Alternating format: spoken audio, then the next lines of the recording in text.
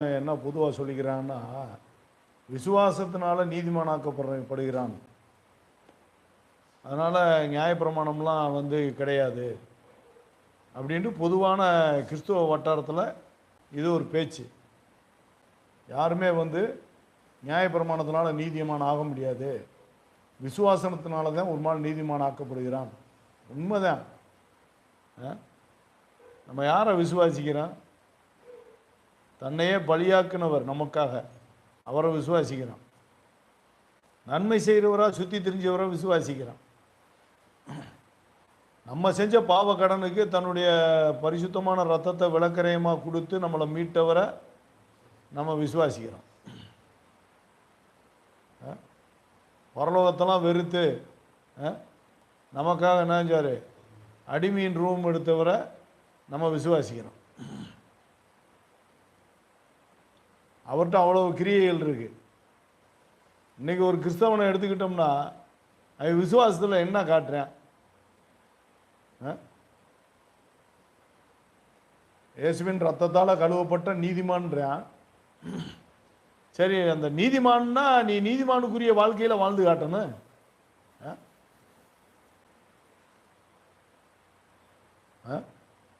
ரத்தத்தால் கழுவப்பட்ட நீதிமான்ட்டு சும்மா அவன்பாட்டில் பொண்டாட்டி விலைக்காக அந்த பூமியில் வாழ்ந்துக்கிட்டு நான் சொல்கிறேன்ல, இப்போ இதுதான் நிறைய பேருக்கு வலிக்குது.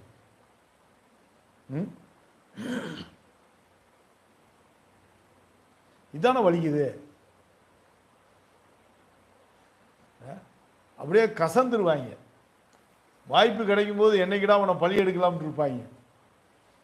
சும்மாவே ஏசு கிறிஸ்து அடிச்சு கொண்டாங்க சிலுவையில் ஏற்றி. பேசின பேச்சு எப்படி? அன்னைக்கு இருந்த பைபிள் படித்தவனையும் பைபிள் போதிக்கிறவனையும் வேதவாரனையும் பரிசையனையும் ஆசாரியனையும் வச்சு வலுவாக அடித்தார். அடித்த அடியில் தான் என்ன செஞ்சாங்க? இவரை ஒரு வழியாக்குனாங்க. அவங்களாம் இவர் குற்றவாளியை தீர்த்தாரு, இவர் அவங்க குற்றவாளியை தீர்த்தாங்க. கடைசியில் சிலுவையில் ஏற்றி கொலையே பண்ணிட்டாங்க. அன்னைக்கு சட்டம் தெளிவாக இருந்துச்சு. இப்போ நம்ம இஸ்ரவேலில் போய் இயேசுதான் கிறிஸ்துன்னு சொன்னோம்னா கண்டிப்பாக நம்மளை கொலை பண்ணுவாங்க. அதுக்கு அங்கே ரைட்ஸ் இருக்கு. நம்மளை அடிச்சு கொண்டாலும் தப்பு கிடையாது. ஏன்னா அவங்க நியாயப்பிரமாணம் தானே வச்சுருக்காங்க. கல்லறிஞ்சி கொள்ளலாம், துப்பாக்கி எடுத்து சுட்டு கூட கொள்ளலாம். அதனால தான் இங்கே இருக்கிற ஊழியக்காரன் எவனும் போய் சுற்றுலா தான் போகணும். தவிர அங்கே போய் சுற்றுலாத்தலமாக போய் வாயை இழிச்சிட்டு தான் வருவாங்களே தவிர அங்கே போய் இவர் தாண்டா மெய்யான மெசியா, இவர் தாண்டா கிறிஸ்துன்னு சொன்னால் அடிச்சு கொண்டே விடுவாங்க.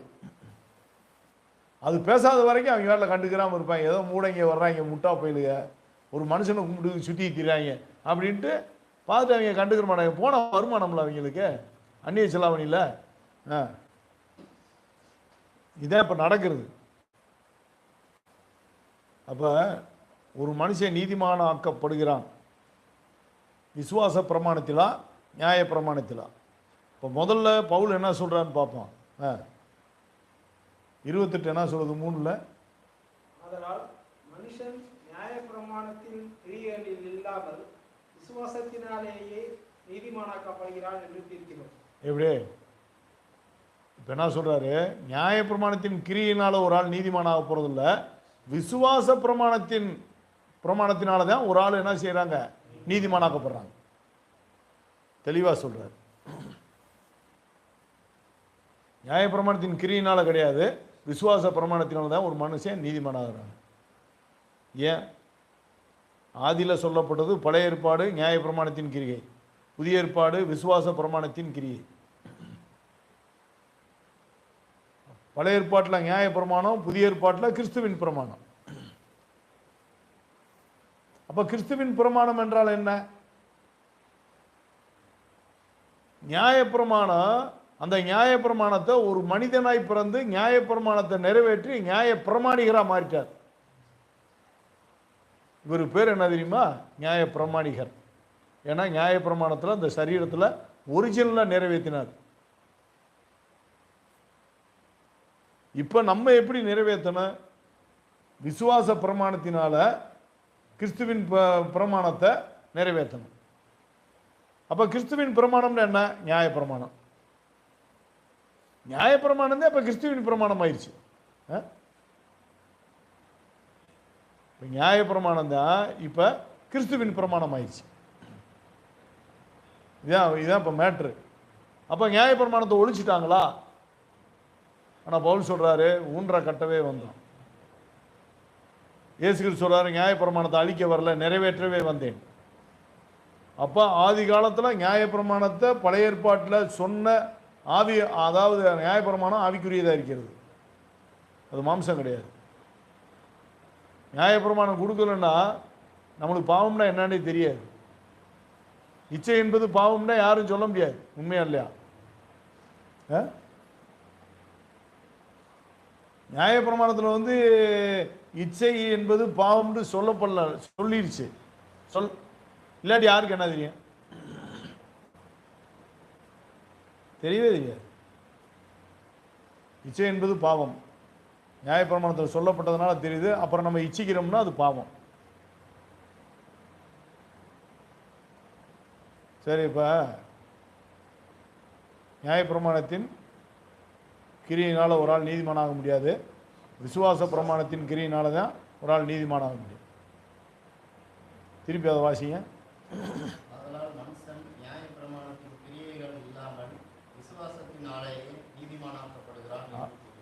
என்று தீர்க்கிறோம். தீர்ப்பே கொடுத்துட்டாரு. சரி, அப்படியே வாசித்து வாங்க.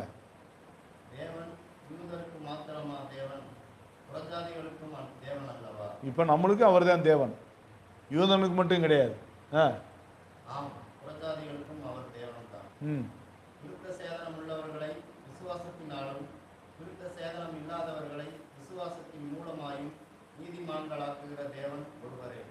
விசுவாசத்துல தான் நீதிமான்கள் ஆக்குறாரு தேவன். அப்ப 3:31 என்னது? அப்படியான விசுவாசத்தினாலே நியாயப்பிரமாணத்தை அவமாக்குகிறோமா? அப்படி அல்ல, நியாயப்பிரமாணத்தை நிலைநிறுத்துகிறோம். எப்படி? அப்ப விசுவாசத்தினால நியாயப்பிரமாணத்தை அழிச்சிட்டோமா? கிடையாது. நியாயப்பிரமாணத்தை ஒரு மனுஷனுக்குள்ள விசுவாசத்தின் மூலமா நிலைநிறுத்துகிறோம். இது ரொம்ப டேஞ்சர்ல. ஏன் இதை எவனுமே பார்க்க மாட்டேன்ற? அப்போ ஒரு மனுஷனுடைய இருதயத்தில் நியாயப்பிரமாணம் நிலைநிறுத்தப்படுது. அப்போ நிலைநிறுத்தப்படுறது வந்து பேப்பரில் நிலைநிறுத்தப்படுதா? அந்த நாட்களுக்கு பின்பு நான் இஸ்ரவேல் குடும்பத்தாரோட பண்ண உடன்படிக்கையாவது, நான் என்னுடைய பிரமாணங்களை அவர்களுடைய மனதிலே வைத்து அவருடைய இருதயத்தில் எழுதுவேன். நான் அவர்கள் தேவனாக இருப்பேன், அவர்கள் என் ஜனமாக இருப்பார்கள். இதுதான் சத்தியம். அப்போ அவருடைய பிரமாணங்களை எங்கே எழுதுறாரு? இருதயத்தில் எழுதுறாரு. அப்போ கிறிஸ்துவின் பிரமாணத்தை இப்போ எழுதுவார்ல. அப்போ கிறிஸ்துவின் பிரமாணம் எதுக்கு உட்பட்டது? நியாய பிரமாணத்திற்கு உள்ளானது தான். கேட்கறதுக்கு விசுவாசத்தினால நாங்கள் நீதிமானாகிறோம் டைலாக் எல்லாம் பேசலாம், மூடை மாதிரி பேசக்கூடாது. அதுக்கு பின்னாடி நியாய பிரமாணத்தின் கிரியை வந்து நிலைநிறுத்தப்படுது. ஏன்னா நான் விசுவாசிக்கிறேன், இயேசு கிறிஸ்துவை விசுவாசித்து இயேசு வாழ்ந்தது போல நானும் வாழணும். அப்போ அவர் நியாய பிரமாணிகர். இன்னைக்கு அவர் கிறிஸ்துவின் பிரமாணத்தை அவருக்குள்ள இருக்கு. அந்த நியாய பிரமாணிகரை நான் பின்பற்றணும்ல. பின்பற்றினா நான் நியாய பிரமாணத்தை கை கொள்ளணும். அப்போ நான் யாரை விசுவாசிக்கிறேன்? நியாய பிரமாணிகரை விசுவாசிக்கிறேன். பைபிள்லேயே அவருக்கு பேரே இருக்கு. பழைய ஏற்பாட்டிலே நியாய பிரமாணிகர்ன்ற பேரே இருக்கு. அதான் சொல்லுவார், எனக்கு ஒரு சரீரத்தை ஆயத்தம் பண்ணினீர், இதோ வருகிறேன் உண்மையை வார்த்தையின்படி செய்வதற்கு. இப்போ நம்மளுக்கு எல்லாருக்கும் ஒவ்வொரு சரீரம் கொடுக்கப்பட்டிருக்கு. இதில் என்ன செய்யணும்? அவர் வார்த்தையின்படி வாழ்றதுக்கு அந்த சரீரம் கொடுக்கப்பட்டிருக்கு. ஆனால் நம்ம இஷ்டத்துக்கு வாழ்ந்துக்கிறான். இயேசு கிறிஸ்து மட்டும் வந்தாராம், இதோ புஸ்தக சூழ்நிலை என்னை குறித்து எழுதிக்கிறது, இதோ எனக்கு ஒரு சரீரத்தை ஆயத்தம் பண்ணினீர், அந்த சரீரத்தில் என்ன செய்வேன்? நியாய பிரமாணிகரா நியாய பிரமாணத்தை நிறைவேற்றுவேன். அவர் மட்டும் நியாய பிரமாணத்தை நிறைவேற்றுவாராம் அவர் சரீரத்தில். இவங்க வந்து நாங்கள் விசுவாசம் பண்ணுவோம், நாங்கள் விசுவாசத்தினால நீதிமானம். ஏன் விசுவாச பிரமாணம்ன்ற வார்த்தைக்குள்ளவா? அப்ப இவர் நியாயாதிபதி, நியாயாதிபதிக்குள்ள பிரமாணம், அதே நியாய பிரமாணம்.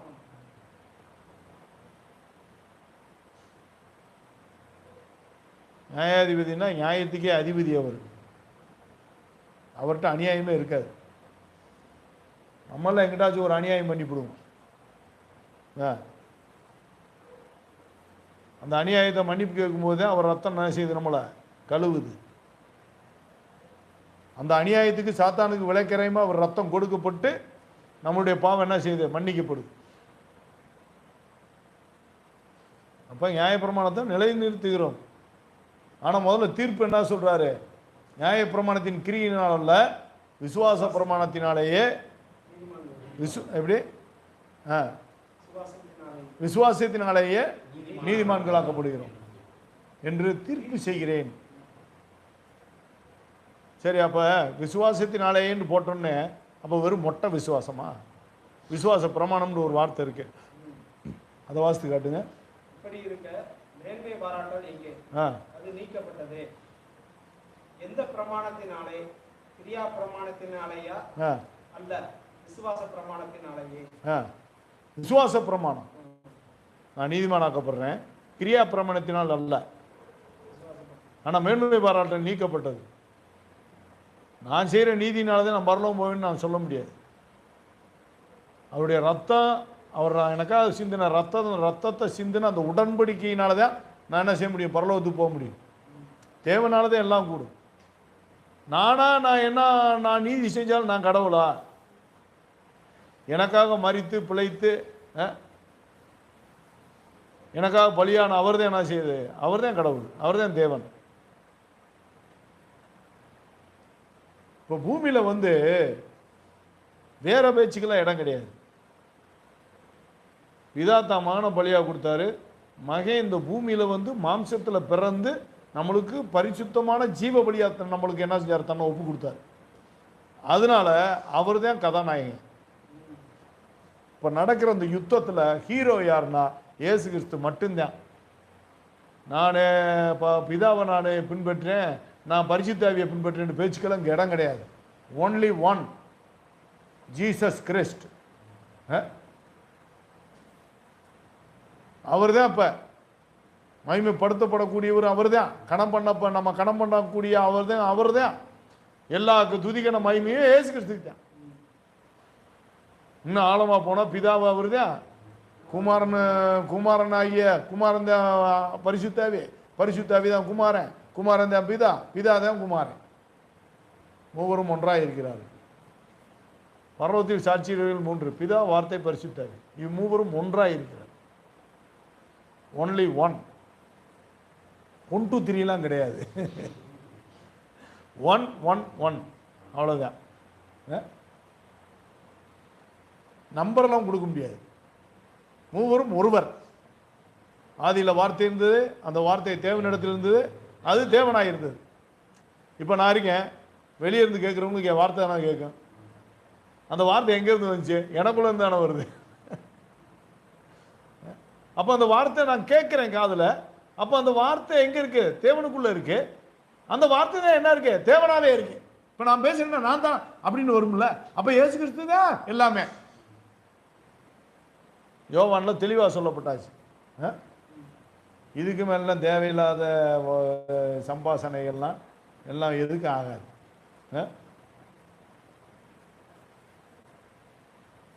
ஒரு இடத்துல பிதாவை எனக்கு காட்டுங்கன்னு சொல்லுவார். நானும் பிதாவும் ஒன்றாக இருக்கணும், இவ்வளோ நாள் என் கூட இருந்து இவ்வளோ முட்டாளாக இருக்கேடான்னுவார் பிலிப்பை.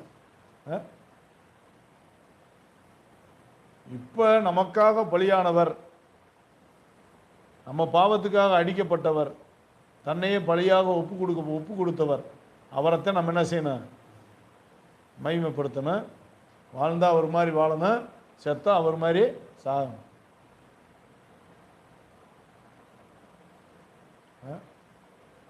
நல்லா கனவு வரும். நம்ம யாரை நேசிக்கிறோமோ அவங்க செத்து போன மாதிரி கனவு வந்துச்சுன்னு வச்சுக்கோங்க. நம்ம உட்காந்து கனவுல ஒப்பாரி வச்சிட்டோம்னா நம்ம இருதயத்தில் நம்ம அந்த அளவு விட தேவனை நேசிக்கலை, இயேசு கிறிஸ்துவை நேசிக்கலைன்ற அர்த்தம். அப்படிலாம் கனவு வரணும். நம்மளுக்கு தாய் தேப்பையும் செத்த மாதிரிலாம் கனவு வரணும். பொம்பளை புருஷன் செத்த மாதிரி கனவு வரணும், புருஷனுக்கு பொண்டாட்டி செத்த மாதிரி கனவு வரும். அன்னைக்கு அழுகிறோமா, அழுதா நம்ம யாரு, நம்ம மனுஷத்தை நேசிக்கிறோம். ஆனால் வெளியே என்ன செய்கிறோம், நம்ம பில்டப் கொடுத்துக்கிறான், நான் எல்லாமே இயேசு கிறிஸ்து தான் எனக்குண்டு.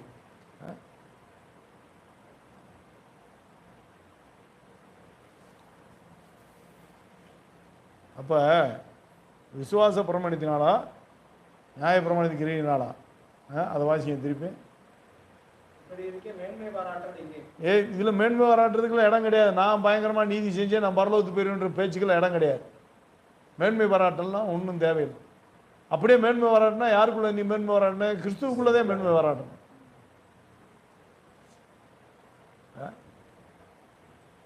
எனக்காக பாடுபட்டாரு, என் பாவத்துக்காக ரத்தம் சிந்தினாரு, அவர் ரத்தம் கொடுக்கப்படலன்னா என் நீதி ஒன்றுமே கிடையாது. அவர் ரத்தம் எனக்காக விளக்கரையமாக கொடுக்கப்பட்டது தானே, அதான முக்கியம். நான் பாவியா இருக்கும்போதே ஒருத்தர் எனக்காக பலியானார், அதான் மேட்ரு, அதான் விஷயம். நான் பாவியா இருக்கும்போதே எனக்காக பலியானார். நான் யாரோ அவர் யாரோ, அவர் சுத்தமானவர். அவர் என்னை நேசிக்கணும்னு அவசியமே கிடையாது. படைச்சதுனால என்ன செய்கிறாரு? அவர் மாம்சமானார். தன் பிள்ளைகள் மாம்சமாக இருக்க அவர் என்ன செஞ்சார்? மாம்சமானார். அப்பா அப்போ பிதாவேன்னு கூப்பிடத்தக்கக்கூடிய புத்திர சுவையாரம் நம்மளுக்கு வாங்கி கொடுத்துருக்காரு. அவர் அப்பான்னு சொன்னதுக்கு அடிச்சு கொண்டாங்க, தெரியுமில்ல? அவருக்கு கர்த்தாவை பார்த்து அப்பாண்டாரு, அதுக்கு தான் அடிச்சு கொண்டாங்க. இப்போ நம்ம ஈஸியாக அப்பான்றோம்.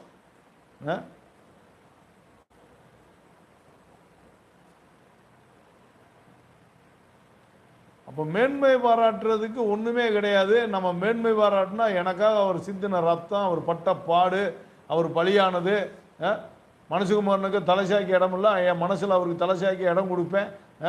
இதுதான் மேட்ரு. அவர் சொன்னது மாதிரி தன்னைத்தான் வெறுத்து, தனக்கு உண்டானதை வெறுத்து, வேறொரு மனுஷன் காரியத்தில் உண்மையாக இருந்து தன் சிலுவை எடுத்துக்கொண்டு அவரை பின்பற்றணும். தன் சிலுவைன்றது தான் இப்போ ஊழியம்.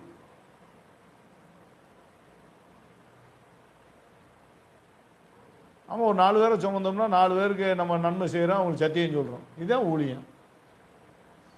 ஊழியம் என்றால் என்ன? அவங்களுக்கு நன்மை செய்கிறோம், அவங்களுக்கு என்ன செய்கிறோம்? சத்தியத்தை நன்மை செஞ்சு சாப்பாடு போட்டு ஊழியம் செஞ்சு சத்தியத்தை சொல்கிறோம். சத்தியத்தை சொல்கிறது ஊழியம் கிடையாது. அவங்களுக்கு நம்ம நன்மை செய்கிறோம்ல, அதுதான் ஊழியம். இயேசு கிறிஸ்து வந்து ஊழியம் செய்ய வரல, ஊழியம் கொல்ல வரல, ஊழியம் செய்ய வந்தார். ஊழியம் கொல்ல வரலன்னா நம்மளை வந்து அவருக்கு வேலை வாங்க வரல, அவர் நம்மளுக்கு வேலைக்காரனாக வந்தார். அதான் சொல்லுவார், நான் பந்தி இருக்கிற ஆளாக இருந்தாலும் நான் பணிவினைக்காரனாக இங்கே இருக்கிறேன் அப்படின்வார்.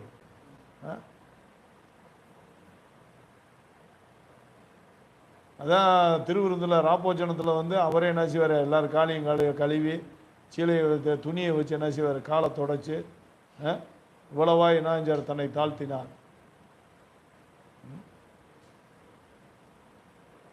இப்போ சில சபையெல்லாம் அந்த வேலையெல்லாம் செய்வாங்க, காலெல்லாம் கழுவி தொடச்சிடுவாங்க. ஆனால் 10 பைசா எச்சிக்கையில் காக்க ஓட்ட மாட்டாங்க, யாருக்கும் 1 பைசா கொடுக்க மாட்டாங்க. அப்படியே விதவிதமாக நம்ம தங்களை நீதிமானாக காட்டுவாங்க. அவர் பலியானது போல இவன் பலியாக மாட்டான்.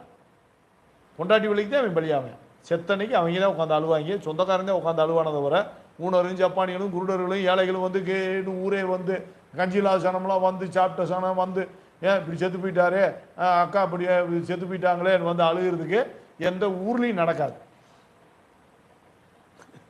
நம்ம யாருக்காக வாழ்ந்தோமோ அவங்க மட்டும்தான் உட்காந்து அழுவாங்க. புதைக்கிறவன் தூக்கி போகிறவன்லாம் யாரோ அழுக மட்டும் செய்வாங்க, நீ யாரும் தூக்கி போட்டுற மாட்டாங்க.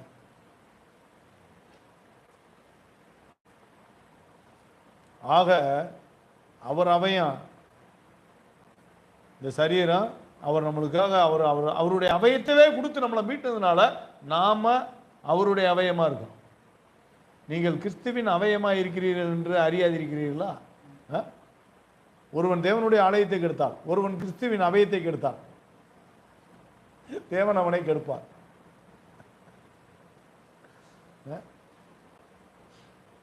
யாருக்குமேப்பா நானல்ல இது இயேசுனுடைய அவன், நீ அவருக்காகத்தான் வாழணும், அவரைத்தான் வாழ விடணும், நான் சாகணும்டா, ரொம்ப ரொம்ப கஷ்டம். ரொம்ப டீப்பாக யோசித்தான் சபையை விட்டு ஓடி போயிடுவான்.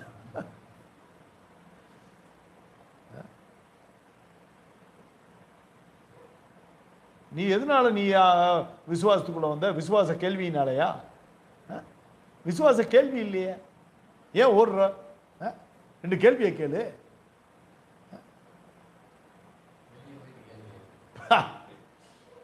அது விசுவாச கேள்வியே இல்லையே. இது வரைக்கும் என்னைய கேள்வி கேட்டவங்க எல்லாம் இவனு விசுவாச கேள்வி, எப்படி வாழணும் எப்படி நடக்கணும்லாம் கிடையாது. அவன் இப்படி பேசுவேன் இவன் இப்படி பேசுவேன் அப்படின்னு ஒரு கொஸ்டினை போட்டாங்க. வெளியிலேருந்து எவனும் கொஸ்டின் கேட்டு போகிறேன். இப்போ விசுவாச கேள்வியை கேளு.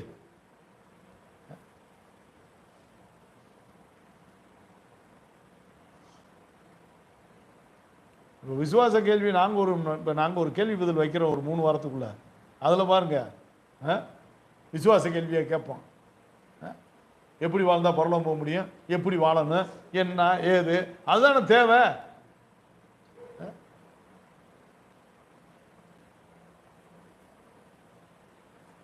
ஒரு நாளுக்கு ஒரு கேள்வி கேட்டேன். அந்த கேள்வி தான் எனக்கு கெட்டவும் வந்துச்சு. எப்படின்னா, நீங்கள் பிரசங்க எடுத்துக்கு இருக்கிற நேரம் ஒருத்தர் வந்து சோமுலாம் போயிடுறாரு, அப்போ நீங்கள் என்ன செய்வீங்கன்னு கேட்டேன். அப்போ அவர் செத்து போயிட்டாருன்னா அப்படின்னா கரெக்டாக அதே மாதிரி நான் பிரசங்க எடுக்கிறேன் திருச்சியில். பாண்டி என்ன பண்ணிட்டாப்புல, பாண்டி ஏற்கனவே சொன்னேன் ஒரு கைங்காலம் உனக்கு இழுக்கு போது முழுக்குமா விசுவாச பிரமாணத்தில் டெவலப் ஆகு பாண்டி கவனம்ட்டேன். எவனோ போய் தேவையில்லாமல் பேசி எங்கேயோ மாட்டி ஆள் பேய் அம்மி அடிச்சிருச்சிட்டாங்க. அதே மாதிரி காலும் வாயெல்லாம் இழுத்துருச்சு. ஒரு கை ஒரு காலு வாய். ஏன்னா தெரிஞ்சிருச்சு அவருக்கு. நான் சொல்லிட்டேன்ல இப்படி நடக்கும்ட்டு. அடுத்து ஃபோன் அடிக்கிறாப்புல, நம்ம ஃபோன் வருது செவாசின்ற கொடுத்து நான் பிரசங்கத்தில் இருக்கேன், இப்போ என்னால் உங்களுக்கு செவம் பண்ண முடியாது. செவம் பண்ணலாம், ஆனால் நான் சொல்கிறேன் இப்போதைக்கு நான் செவம் பண்ண முடியாது. ஒரு பாண்டி என்ன பண்ணிட்டாப்புல, உடனே ஒரு டம்ளரில் தண்ணி எடுத்து வச்சு, ஆண்டவரே உங்கள் ஊழியக்காரரு இப்படி ஒரு பிரசங்கத்தில் இருக்கார், இந்த நேரம் டிஸ்டர்ப் பண்ண முடியாது, அதனால் இந்த தண்ணியில் அவர் உங்கள் ஊழியக்காரர் மூலியமாக எப்படி விவரம் அந்த தாழ்மை, அவர் தான் தண்ணி ஜெபம் பண்ணி கொடுப்பாரு. அதனால் அவர் மூலமாக என்ன செய்கிறேன், அந்த தண்ணியை ஜெபம் பண்ணி எனக்கு இதை மாற்றி கொடுங்க, எனக்கு பிரயோஜனமாக்குங்க ஏசப்பான்னு கேட்டு குடித்தா 3/4 பங்கு சரியாயிடுச்சு. 60% சரியாயிடுச்சு. சரியாக நல்லா நடக்க ஆரம்பிச்சிட்டாப்புல.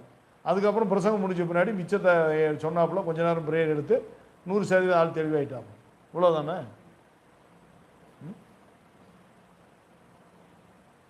அங்கே ஒரு விசுவாச பிரமாணம் தானே அது.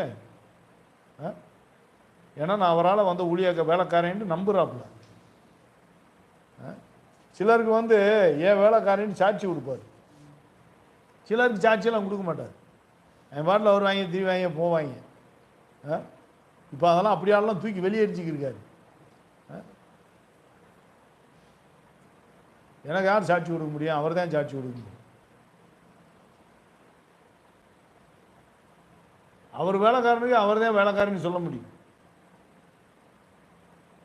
அது மாதிரி இப்போ விசுவாச பிரமாணம் என்பது என்னன்னா, எனக்காக கிறிஸ்து பலியானார், நான் அவருக்காக பலியாகணும், அவர் வாழணும், நான் ஜாகணும் சிலுவையில். இதான விசுவாச பிரமாணம். ஓ விசுவாசத்தை காட்டு. எனக்காக அவர் பலியானார், இப்போ நான் அவருக்காக பலியாகணும், அவருடைய மரணத்திற்கு ஒப்பான மரணத்திற்கு உள்ளாகணும். எப்படி ஆயினும் நான் என்ன செய்யணும், பரலோகத்துக்கு போகணும், நித்திய ஜீவனை சுதந்திரிச்சு கொள்ளணும். ஐயோ அவருடைய மரணத்துக்கு ஒப்பான மரணத்திற்கு உள்ளாகி எல்லாரும் தான். பவுல் மட்டும்தான் அப்படி ஆகணுமா? எல்லா மனுஷனும் வாழ்ந்து ஆகணும். 2000 வருஷம் என் தாண்டி போயிடுச்சு. 3000 வருஷம் ஆனாலும் எவனும் கிடைக்க மாட்டான்.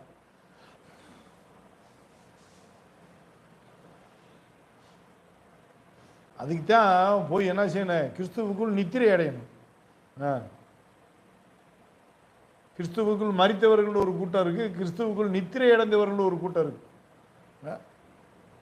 கிறிஸ்துவுக்குள் நித்திரை அடைந்தவர் எங்க இருப்பாங்க? பரதீசில் இருப்பாங்க.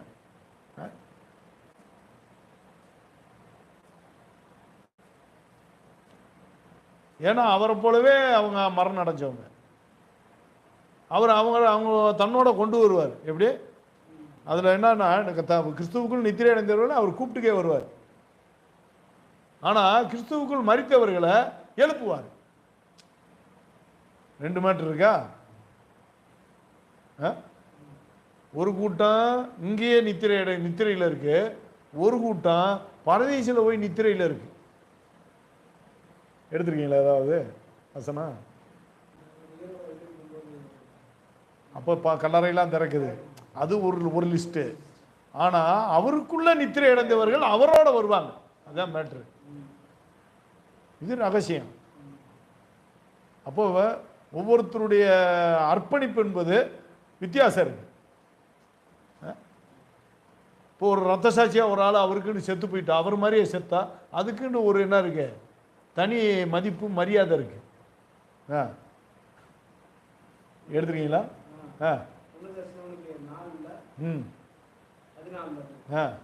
இயேசுவானவர் மரித்து பின்பு எழுந்திருந்தார் என்று விசுவாசிக்கிறோம். அப்படியே இயேசுவுக்குள் நித்திரை அடைந்தவர்களையும் தேவன் அவரோட கூட கொண்டு வருவார். நித்திரை அடைந்தவர்கள் கூடவே கொண்டு வந்துருவாரு. கர்த்தருடைய வார்த்தையை முன்னிட்டு நாங்கள் உங்களுக்கு சொல்லுகிறதாவது, கர்த்தருடைய வருகை மட்டும் உயிரோடு இருக்கும் நாம் நித்திரை அடைந்தவர்களுக்கு முந்திக் கொள்வதில்லை. ஆமா, ஏன்னா அவங்க தான் முன்னாடி முந்தி வருவாங்க. ஏனெனில் கர்த்தர் தாமே ஆரவாரத்தோடும் பிரதான தூதனுடைய சத்தத்தோடும் தேவ எக்காலத்தோடும் வானத்திலிருந்து இறங்கி வருவார். அப்பொழுது கிறிஸ்துவுக்குள் மரித்தவர்கள் முதலாவது எழுதி. தெரியுதா? அப்போ ஃபர்ஸ்ட் யாரு? நித்திரை அடைந்தவர்கள், கூடவே வர்றவங்க. அவங்க இவருக்கு வந்து நின்ற பின்னாடி தான் கர்த்தருக்குள் மரித்தவர்கள் என்ன செய்வாங்க, அப்புறமேல எந்திரிக்கிறாங்க. தூள்ல அவங்க தூங்குவாங்க, மற்ற ஆள்லாம் பேயா சுத்துவாங்க. எப்படி எவே அடங்க போறா? தாய் தப்பே எல்லாரும் செத்து போனாலாம் பிள்ளைகளுக்குள்ள தானே உள்ள நுழைஞ்சு உட்காந்துருக்கு. கிறிஸ்துவுக்கா தலைச்சாக்கி இடம் இருக்கு. அதான் சொல்லிட்டாரு, மனுஷகுமாரனுக்கு தலைச்சாக்கி இடம் கிடையாது. அவங்க அப்பனை போட்டா வச்சு கும்பிடுவேன், பரம்பரையா கும்பிடுவேன், இங்க பாட்டேண்டுவேன், எல்லாத்தையும் சொல்லி பூராத்தையும் இங்க உட்கார வச்சுட்டு இவங்க உட்காந்துட்டா மனுஷகுமாரனுக்கு தலைச்சாக்கி இடம் கிடையாது. அப்போ யாரு வந்தோடனே முதலாவது எந்திரிக்கிறது யாரு? கிறிஸ்துவுக்கு மரித்தவர்கள். அதுக்கப்புறம் உயிரோடு இருக்கவங்க அப்படியே எதிர்கொண்டு போய் அப்படியே மறுருவான். ஏன்னா வானத்துக்குரிய மேனி உள்ளதானே இருக்கு, பிழைச்சிருக்குல்ல. மாம்சம் சேர்த்தா வானத்துக்குரிய மேனி பிழைக்கும், மாம்சம் சாகலைன்னா வானத்துக்குரிய மேனி பிழைக்காது. மாம்சம் எப்படி சாகுது? சிலுவையில சாகணும். இப்போ ஒருத்தன் போகிறேன் வடநாட்டுக்கு ஊழியத்துக்கு, காளி கோயில் இருக்கு, இந்த கோயில் இதில் இருக்க சாமியெல்லாம் சாத்தான், இயேசு ஒருவரே தேவன், ஒற்றே வெட்டு. இல்லாட்டி அங்கிருந்து ஒரு ஈட்டு எடுத்து சரட்டுன்னு விட்டு ஒரே குத்து இங்கிட்டு குத்தி அங்கிட்டு எட்டி பார்த்துருச்சு, செத்து போயிட்டான். போய் செத்துட்டான்னு வச்சுக்க. அவன் வந்து கிறிஸ்துவின் பிரமாணத்தை கை கொண்டிருக்கணும், விசுவாச பிரமாணத்தை காட்டணும், விசுவாச பிரமாணத்தில் நியாய பிரமாணத்தை நிலைநிறுத்திருக்கணும். சும்மா ஏசுதான் தெய்வம்னு சொன்ன செத்தவன்லாம் பரலோகம் போக முடியாது. ஏன்னா அந்த காளி தான் அவனுக்குள்ள இருக்கு. அவன் அங்கே போய் கோபமாக தானே கத்துறான்.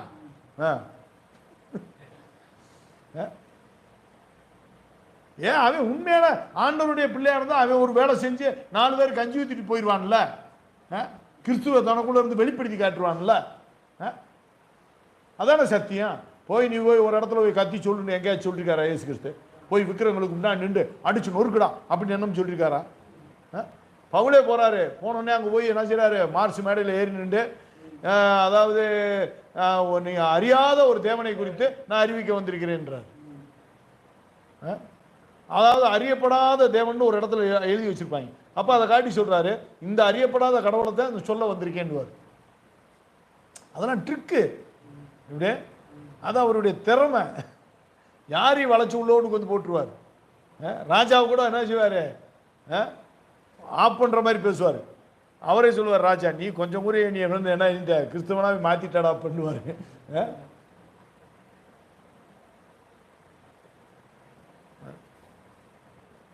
அப்போ உண்மை என்னன்னா, நித்திரை அடைந்தவர்கள் என்பவர்கள் அவர்கள் பரதீசில் இருப்பவர்கள். இப்போ பரதீசு மேலே இருக்கு. ஆதி காலத்தில் பழைய ஏற்பாட்டின் காலத்தில் பரதீசு கீழே இருந்துச்சு, பாதாளமும் கீழே தான் இருந்துச்சு. பாதாளத்திலிருந்து பரதீசை பார்த்து பேசலாம், பேசினாங்க. அங்கே யார் பேச முடியும்னா காவலில் இருக்கவங்க மட்டும்தான் பரதீசை பார்த்து பேச முடியும், மற்றவங்க பேச முடியாது. இயேசு கிறிஸ்து வந்த பின்னாடி என்ன பண்ணிட்டாரு, போய் பாதாளத்தில் போய் காவலில் இருக்கவங்களுக்கு பூரா சத்தியத்தை சொல்லி பிரசங்கம் எடுத்துட்டு வந்துட்டேன், கவலைப்படாத, பாடுபட்டு என்ன செய்ய பரதீசுக்கு வந்துரு அப்படின்னு சொல்லிட்டு பரதீசை தூக்கி மேலே கொண்டு போயிட்டார். இப்போ பரலோகத்துக்கு என்ட்ரன்ஸு அதுதான். ஆனால் பரலோகத்துக்குள்ளே யாரும் நுழையவே முடியாது, கிறிஸ்து மட்டும்தான். இப்போ நம்மெல்லாம் வந்து கிறிஸ்துவுக்குள் நித்திரை அடைந்தா அங்கே தான். அப்போ கிறிஸ்துவுக்குள் வாழ்ந்த மனுஷன் கிறிஸ்துவை போல, அதாவது நான் கிறிஸ்துவுக்குள்ளே தூங்குறேன், எவ்வளோ பெரிய காரியம். கிறிஸ்துவுக்குள் செத்தேன், அதான் அதுக்கு அடுத்து தான்.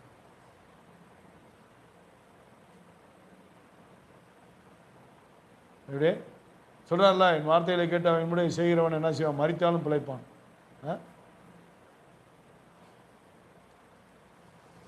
ஆக கிறிஸ்துவுக்குள் நித்திரை அடைந்தவர்கள் அவரோட கூட வருவார்கள். ஆக கிறிஸ்துவுக்குள் மரித்தவர்கள் கீழே வந்து உயிர்ப்பிக்கப்படுவார்கள்.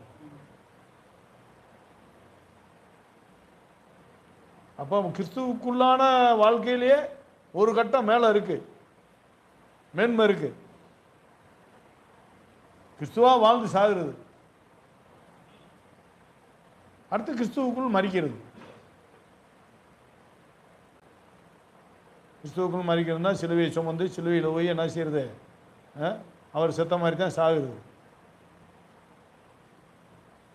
ஆனால் நித்திரை என்பது வந்து அவரை போலவே அவருக்காகவே அடிக்கப்பட்டு சாகுது.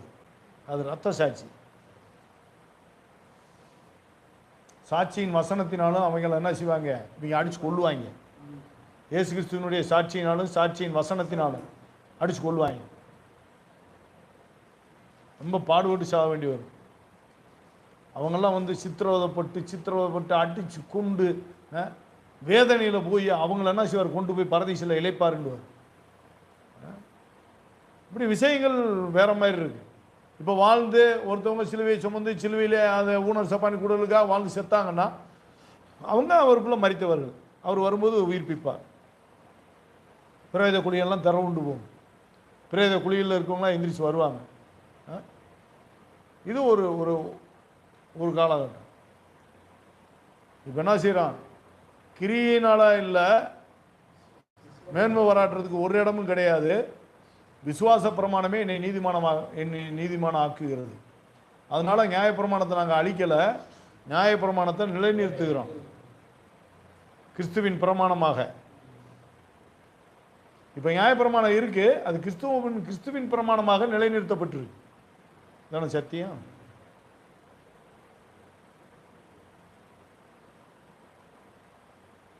இல்லை அசால்ட்டா நீதி செஞ்சாதான் பரலோகம் போக முடியும்னு எங்கே எழுதப்பட்டிருக்குன்னா, விசுவாச பிரமாணமே நியாயப்பிரமாணத்தில் தான் இருக்கு. ஏன்னா நியாய பிரமாணிகர் வந்து அதை விசுவாச பிரமாணம் ஆக்கியிருக்காரு. ஏன்னா அவர் நிறைவேற்றி காட்டிட்டார்ல. நியாயப்பிரமாணத்தை அழிக்க வரல, நிறைவேற்றவே வந்தேன். இன்னைக்கு நாம வந்து நியாயப்பிரமாணத்தை அழிக்கல, நம்மளுக்குள்ளே நியாயப்பிரமாணம் நிலைநிறுத்தப்படுகிறது கிறிஸ்துவின் பிரமாணமாக. ஏன்னா நான் கிறிஸ்துவை விசுவாசிக்கிறேன், நான் இயேசு கிறிஸ்துவை விசுவாசிக்கிறேன். அவர் எனக்காக ரத்தம் சிந்தினாரு, சிலுவையில் பாடுபட்டாரு. அவர் எனக்காக மாம்சத்தில் பாடுபட்டபடினால் அப்படிப்பட்ட சிந்தையை நான் ஆயுதமாக தரிச்சுக்கிறேன். எதுக்கு இந்த வசனம்? அவர் எனக்காக மாம்சத்திலே பாடுபட்டபடியினால் அப்படிப்பட்ட சிந்தையை நான் ஆயுதமாக தரித்துக்கணும். ஆயுதம்னு என்னது? வெட்டுறது தானே. ஆயுதம்ன்றது யுத்தத்துக்கு தானே. அப்போ அந்த ஆயுதத்தை வச்சு தானே நான் மாம்சத்தை வெட்டணும்.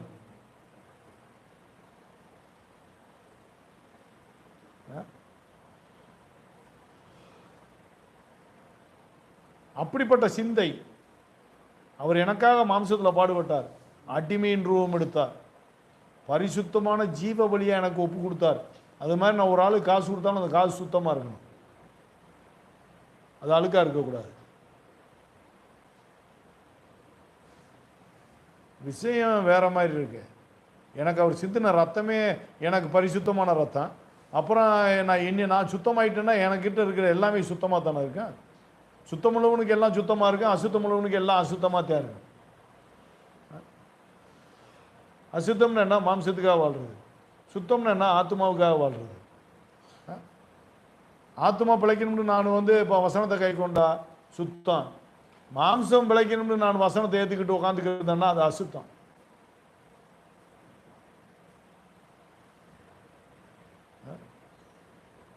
அசால்ட்டா சொல்றாங்க, விசுவாசத்தினால தான் நாங்கள் நீதிமானாகிறோம். என்ன விசுவாசிச்ச? அவர் நடந்தபடியே தானும் நடக்கணும்.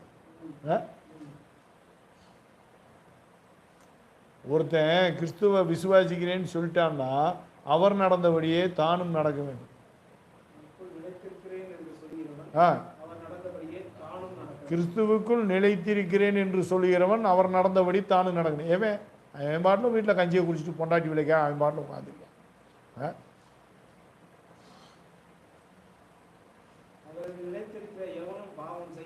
ஆமா, அதெல்லாம் முடியாது. பாவம்னா என்னது? மாம்ச பிரமாணமே பாவம், மாம்ச சிந்தையே பாவம், சுயநலமே பாவம், பெருமை பாவம், பணாசை பாவம். நான் பூமியில் வாழணும்னு நினைச்சாலே அது பாவம். அடுத்த மனுஷனை வாழ வைக்கணும்னு நினைச்சா அங்கதான் இயேசு பிழைக்கிறார்.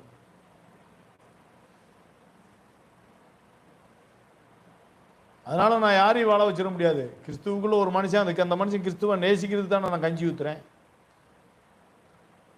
அப்புறம் என்கிட்ட சாப்பாடை வாங்கிட்டு நான் அங்கிட்டு போன பின்னாடி அவன் ஆட்டம் போட்டுக்கு இருந்தான்னா என்னைக்கு இருந்தாலும் தெரிஞ்சு போயிரும்ல. நானே எதுக்கு வாழாம உன்னைய வாழ வைக்கிறேன்? அப்ப சொல்லணும், ஏய் நாங்க நினைச்சா எப்படி வேணுமாலும் வாழலாம், உன் எண்ணத்துக்கு வாழ வைக்கிறேன். எனக்காக மரித்தவர் உண்மையுள்ளவர், அவர் பலியானார் எனக்காக, இப்போ நான் உனக்காக பலியாகிறேன். அதனால பார்த்துக்க, அவர் பிரியமா நடந்துக்க. நீ அவர் பிரியமா நடக்கணும்னா உனக்கு பச்சை தண்ணி கூட கொடுக்க மாட்டேன்.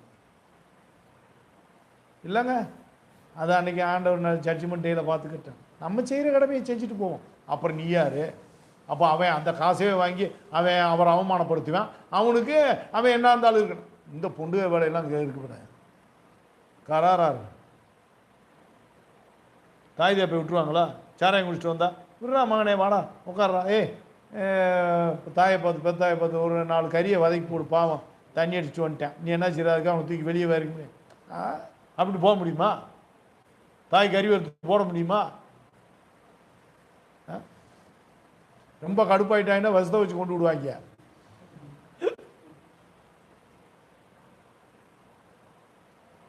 யாருக்கு யார் பிரியமா நடக்கிறதுனாலும் இந்த பூமியில் என்ன இருக்கும் மனுஷன் நினைக்கிறது? நம்மளுக்கு ஒரு ஆள் பிரியமா நடக்கிறதுனாலே நம்ம அந்த ஆள் மேலே நேசத்தை காட்ட மாட்டான்,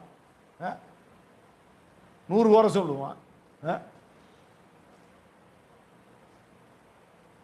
முகம் பார்க்கும்போதெல்லாம் பேச மாட்டான். அடுத்த ஆள் வந்து உன் புருஷன் எப்படின்னு கேட்கும்போது தான் டைலாக் வேறும். அடுத்த ஆள் வந்து பேசும்போதே பொண்டாட்டி எப்படின்னு கேட்கும்போது அப்போ தான் சாராய்களில் பாருங்க பூரா பொண்டாட்டியை வயிறு வந்து அவன் சாராயம் பிடிச்சிக்கிட்டான். அங்கே போய் நீங்கள் பார்த்தாவில தெரியும், டைலாக்கே கேட்கணுமே. அதிகபட்சம் பொண்டாட்டினால பாதிக்கப்பட்டு பொண்டாட்டியை வயிறு வந்தே சாராயம் குடித்தான்.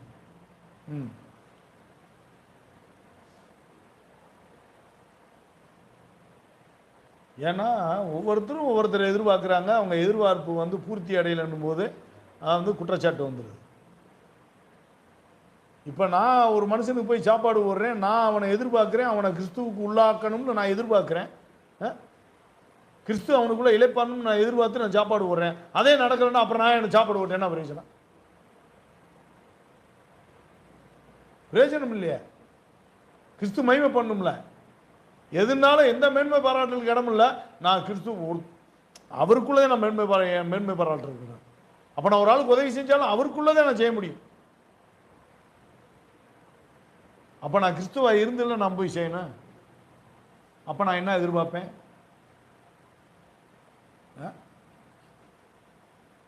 அவன் இதே கண்ணாடியில் நான் கிறிஸ்துவாத்தே என் முகத்தை பார்க்கணும். என் முகம் அந்த கண்ணாடியில் தெரிஞ்சிடக்கூடாது.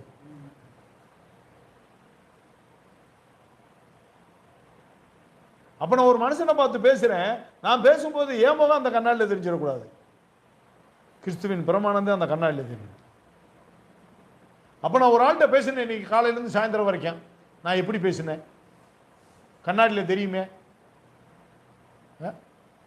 நான் கிறிஸ்துவின் பிரமாணத்துக்கு உட்பட்டு பேசணும்னா, மாம்ச பிரமாணத்துக்கு உட்பட்டு பேசணும்னா, அன்னைக்கு நான் மன்னிப்பு கேட்க வேண்டியிருக்கேன். அந்த மன்னிப்பு எவன் கேட்டேன் அந்த பூமியில்? அந்த மன்னிப்பு கேட்கணுமே. நான் காலையிலேருந்து என்ன பேசினேன்? ஒரு வியாபாரம் பார்க்குறேன், தொழில் பண்ணுறேன், அதுலேயும் உண்மையாக இருந்து ஆண்டவருக்கு உண்மையாக இருக்கணும், ஆண்டவருக்காக அந்த உழைக்கிறேன், எப்படியும் 4 பேருக்கு நீதி செஞ்சு எப்படியாவது பலவந்தம் பண்ணி பரலவம் போடணும்ப்பா. பலவந்தம் பண்ணி, பலவந்தம்ன்றது டேஞ்சரான வார்த்தை. ஒருத்தன் ட்ரெயினில் போய்க்கே இருக்கான், ஒரு பொம்பளை பிள்ளை உட்காந்துருக்கு, பலவந்தம் பண்ணி கெடுத்து ட்ரெயினை விட்டு தூக்கி கொண்டு ஓட்டுறேன். அதான் பலவந்தம். பலவந்தம் பண்ணுகிறவர் பரலோக ராஜ்யத்தில் பிற தன்னையே அடிச்சு சிலுவையில் அடிச்சு கொள்றதான பலவந்தம். நான் வாழணும்னு என்ன எவ்வளவோ நினைக்கும், அதை வாழ விடாம அடிச்சு சிலுவையில கொள்றதான பலவந்தம். என் கையில காசு இருக்கு, நான் எப்படி வேணாலும் செலவு பண்ணலாம், ஆனால் அதை செலவு பண்ணாம அடுத்த மனுஷனுக்கு கொடுத்து அடுத்த மனுஷனை சந்தோஷப்படுத்தி என்னைய காய போடுறதான பலவந்தம். பலவந்தம் பண்ணுகிறவர்கள் பரலோக ராஜ்யத்தில் பிரவேசிக்கிறார்கள்னா இவங்க என்னடான்னா விமான்ல என்னடா பலவந்தம் பண்ண?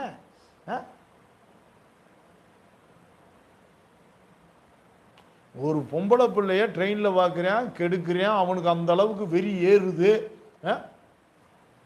லேசான விஷயமா?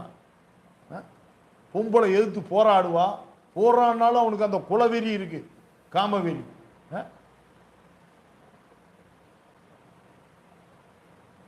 கடைசியில் ஏன் கொள்றியா?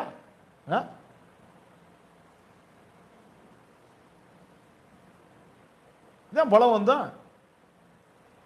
இன்னைக்கு சம்பாதிக்கிறான், பலவந்தம் பண்ணி தான் சம்பாரிச்சு சேர்த்து வைக்கிறான். யாரையும் ஏமாத்துறான். சரி, ஒரு ஆள் உண்மையை சம்பாதிக்குது, அதுலேயும் பலவந்தம் இருக்கு. ஏன்னா கிறிஸ்துவின் பிரமாணம் என்ன சொல்லுது? அடுத்த மனுஷன் பாரதசம் வந்து கண்ணீரை தொடச்சு வாழ்றது தான் வாழ்க்கை. இந்த கையை அடிபட்டா அந்த கையை உழைக்கணும். அதாவது உடம்புல தெம்பு இருக்கும்போது தான் உழைக்க முடியும். அது மாதிரி உடம்புல தெம்பு இருக்கும்போது தான் விசுவாச பிரமாணத்தில் வளர முடியும். தெம்பு இல்லைன்னு வச்சுக்கோங்க, வம்பு தான். ஒன்றும் விசுவாசம் வராது. கேட்டு என்ன பிரயோஜனம்? எனக்கே கை காலம் முடியாம போச்சு, நான் என்னதான் பிரசங்கம் கேட்டாலும் நான் வாழ முடியாதுல்ல. ஏட்டு சுரக்கா எதுக்கும் உதவாது.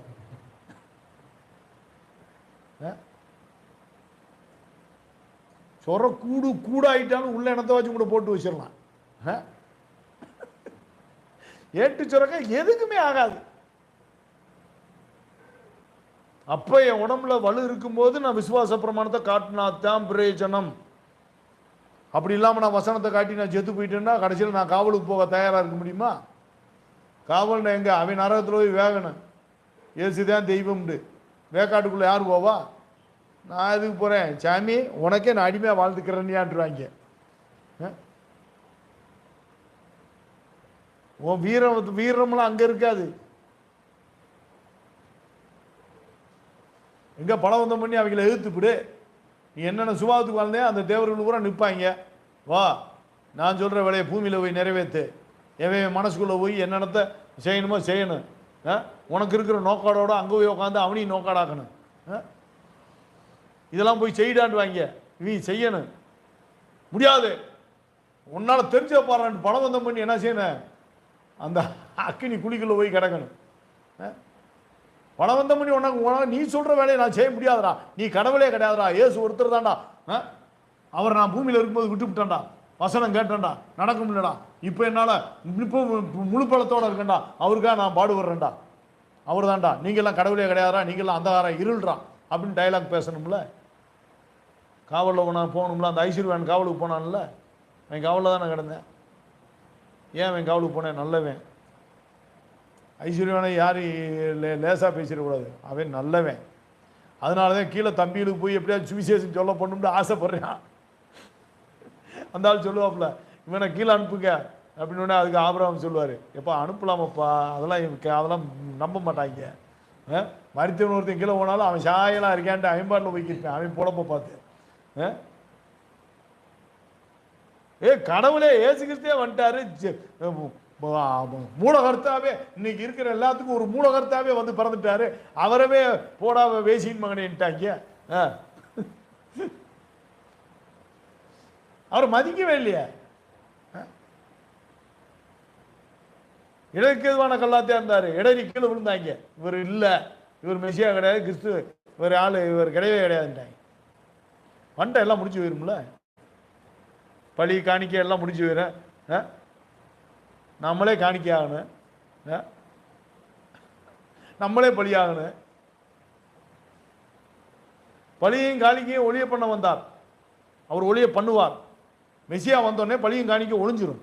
ஏன்னா அவரே பலி ஆயிட்டாரு, நமக்காக அவரே நினைச்சாரு, தன்னை அர்ப்பணிச்சிட்டார். அவர் சரீரமே நம்மளுக்கு காணிக்கையா இருக்கு. இப்போ நான் விசுவாசிக்கிறேன், ஒரு சோகமாகிறேன், அதான சத்தியம். சரி, ஏற்கனவே போன மெசேஜில் ஒரு கேள்வி கேட்டேன்ல, பவுல் நிழல் பட்டவங்கெல்லாம் ஜெபமானாங்க, ஆனால் பவுல் அப்போஸ்தலருடைய சபையில் எல்லாரும் நோக்காடானாங்க. இதுக்கு யார் விடை கொடுக்க முடியும்? அவர் நிழல் பட்டு கூட சோகமானாங்க, அவ்வளவு அற்புத இடம் நடந்துச்சு. ஆனால் சபையில் அநேகர் வியாதி உள்ளவர்களும் அநேகர் பிளவினர்களும் ஆனார்கள், சிலர் நித்திரையும் அடைந்தார்கள்.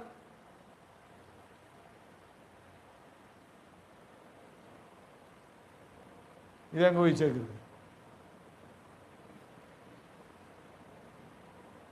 ஏன் அப்படி இருந்துச்சு? அதுக்கு விட யாராச்சும் கொடுக்கட்டும். என்ன அது? அடி வாங்கி என்ன அடி உதவுறது மாதிரி அண்ணன் தம்பி என்ன செய்ய மாட்டான். அப்ப அடி வாங்கியே மனம் திரும்புறது. சும்மாவா திருந்திருவோம் நம்ம?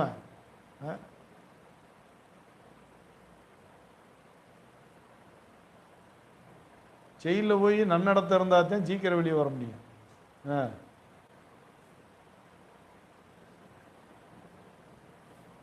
அப்போ உண்மையான அப்போஸ்தலர் சபையில் சுகமாக மீண்டும் என்ன செய்யும், அந்த நோயை வந்து திருந்தாமல் உள்ள உட்காந்து அப்புறம் வந்தானாங்க. என்ன வருது லூக்கா பிரதர்?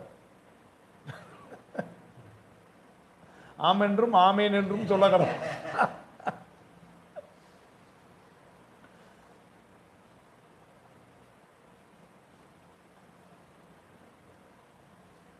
சரி, விசுவாச பிரமாணம்னா இவங்க வரல, பாட்டு வர, இயேசுவின் ரத்தத்தாலே கழுவப்பட்ட நீதிமான் நீதிமான் நான். பாட்டு எங்கிட்ட நீதிமானா? நீ ஊர்ல யாராச்சும் நீதிமான் சொல்லுவாங்களா? போய் விசாரிச்சு பாருங்க. விளக்கு தண்டின் மேல் இவனை தூக்கி வைத்தார்களா? இவனே மரக்கால் பாட்டி தன கலந்து ஓட்டுக்கிறவன் மரக்காலில். மரக்கால் எதுக்கு இருக்குன்னா, இப்போ பைபிள் எதுக்கு இருக்குன்னா அடுத்தவங்களுக்கு கலந்து ஓடுறதுக்கு தான் பைபிள் சொல்லுதே தவிர உனக்கு கலந்து ஓட்டுக்கிட்டு நீ ஆண்டவர் ஆசீர்வதிச்சான்னு சொல்றதுக்கு பைபிள் கிடையாது. நீதே அவருக்காக வாழணுமா தவிர அவர் உனக்காக வாழணும்னு முடிச்சுட்டு எல்லாம் முடிச்சுட்டார். அவர் எல்லாம் செஞ்சு முடிச்சார், நீ இப்போ அவருக்காக வாழணும் சொல்லிட்டார்ல. அந்த மிகவும் சிறியவனாகி என் சகோதரனாகி இவர்களுக்கு எதை செய்தாய் அதை எனக்கே செய்தாய். நான் பசியாக இருந்தேன், எனக்கு ஆகாரம் கொடுத்தேன். ஜட்ஜ்மெண்ட் எல்லாம் அதுதான் உனக்கு மேட்ரு. இவன் சொல்லுவேன், ஆண்டவர் எனக்கு ஆகாரத்தை கொடுத்தார், எனக்கு வீட்டை கொடுத்தார், நல்ல மனைவியை கொடுத்தார், சாடிக்கேத்த மூடியை கொடுத்தார்.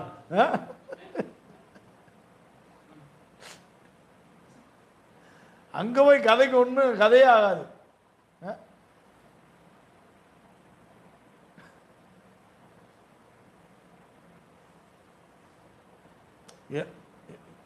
மேட்ரு என்ன? விசுவாச பிரமாணம்னு என்னன்னா, நான் அவரை விசுவாசிக்கிறேன், அவருக்கு பிரியமா நான் வாழணும். ஏன்னா நான் அவருக்கு பிரியமா இல்லாதப்ப எனக்கு பிரியமா அவர் வாழ்ந்தார். நான் யாருன்னே அவர் யாருன்னே எனக்கு தெரியாது, ஆனா எனக்காகவும் அவர் வாழ்ந்தார், பலியானார்.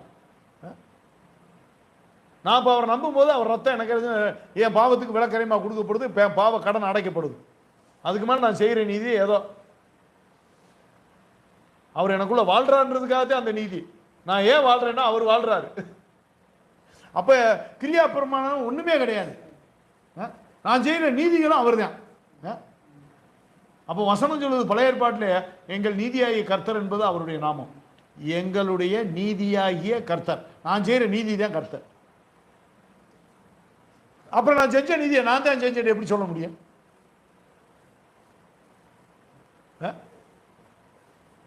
அடுத்த மனுஷன் பாரத்தை சுமக்கிறேன், நான் சுமந்தேன் எப்படி சொல்ல முடியும்? எனக்குள்ள அவர் தான் அதிகம் சுமந்தார். அப்போ அவர் கேரக்டரா நான் மாறிடுறேன். அப்போ அவர் சுபாவம் எனக்குள்ள பிழைக்குது. அப்போ அவர் கேரக்டரை நான் நேசிக்கிறேன், அந்த கனியை நான் சாப்பிட்றேன், ஆவியின் கனியை நான் சாப்பிட்டு ஆவியினுடைய ஆவி பிரமாணத்துக்குள்ள வந்துடுறேன். அது விசுவாச பிரமாணத்துக்குள்ளே நீ நடத்துது.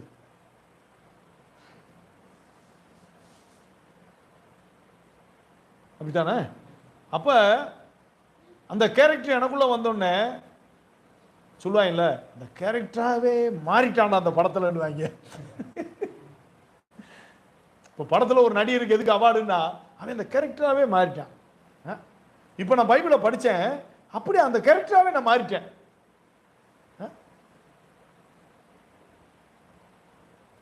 நான் சில பேர்கிட்ட கெட்ட பேர் எடுக்கிறேன், ஏன்னா இந்த கேரக்டர் அந்த கேரக்டரை பார்க்குறேன், இந்த கேரக்டர் போல அந்த கேரக்டர் இருக்குன்னு நம்புறேன், நம்பி ஏமாறுறேன். நான் யாரையும் ஏமாத்தலை, அதான் மேட்ரு.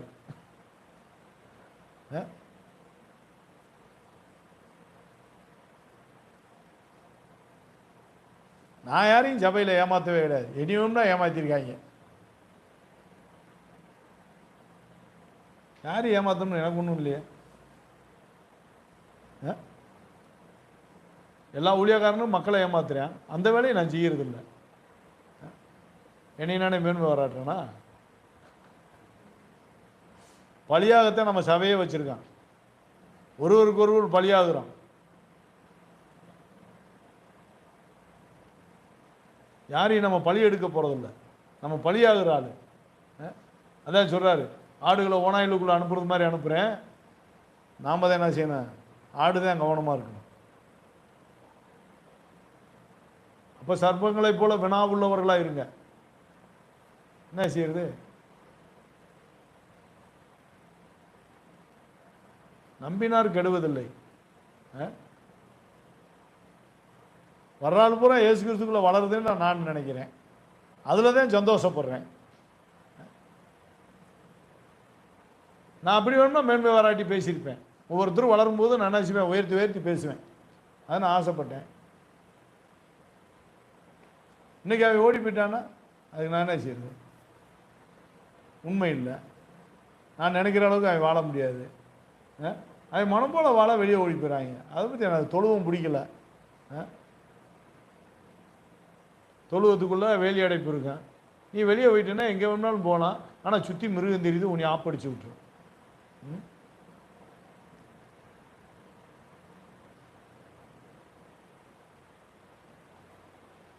அப்போ கிரியா பிரமாணத்தினால அல்ல, விசுவாச பிரமாணத்தினாலேயே நம் நீதிமான்களாகிறோம். நியாயப்பிரமாணத்தினால அல்ல, விசுவாசத்தினால தான் நம்ம நீதிமான்களாக்கப்படுறோம். அப்போ நான் அப்போ நியாயப்பிரமாணத்தை நாங்கள் என்ன செய்யலை, அழிக்கிற நிலைநிறுத்துகிறோம். ஏன் இந்த வசனத்தை இவனு பேச மாட்டேன்றேன்? டைலாக் நியாயப்பிரமாணத்தின் கிரியினால யாரும் நீதிமான் ஆக முடியாது. தேவனால் மாத்திரம்தான், தேவனை விசுவாசிக்கிற விசுவாசமே ஒரு மனிதனை நீ நீதிமானாக்குகிறது. நீ என்ன நீதிமான வாழ்ந்த சொல்லு. உன் மரக்கால் உனக்காலக்கு தான், அடுத்தவங்களுக்கு அளந்து கொடுத்தா சொல்லு. உன் மரக்காலை காட்டு. சொல்றாருல, ஒரு மரக்காலால் மூடி வைக்காமல் வெளிச்சம் கொடுக்குற விளக்க மரக்காலால் மூடி வைக்கிறேன். இன்னைக்கு நம்ம சபையை மூட பார்க்குறான்ல, நல்லா பாருங்க, மரக்காலால தான் நம்மளை மூட பார்க்குறேன். அதான் இயேசு கிறிஸ்து அன்னைக்கே சொல்றார், மரக்காலால் மூடி வைக்காமல். இப்போ அவன் முறை வேறு ஒரு மனுஷனுக்கு அளந்துக்கிட்டு இருக்கானா? அளந்துட்டா இனிய பேசணும்னு அவனுக்கு அவசியமே கிடையாது. என்னைய நீ பேசுறதுனால நீ பரலோகம் போக முடியாது.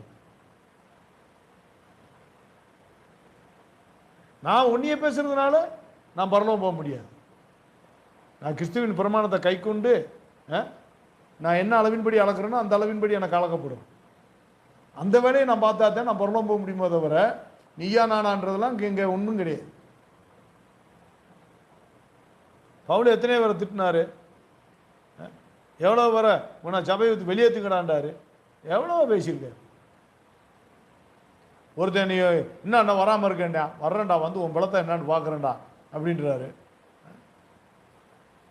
ஒருத்தன் சொல்கிறான், என்ன நம்ம ஊர் சபைக்கே வர்றதில்லை, இருந்தாலும் என்ன சபையை கட்டி வச்சுட்டு போனால்தான் என்ன ஆளவே காணாம், தெனாவட்டா பேசுகிறேன்.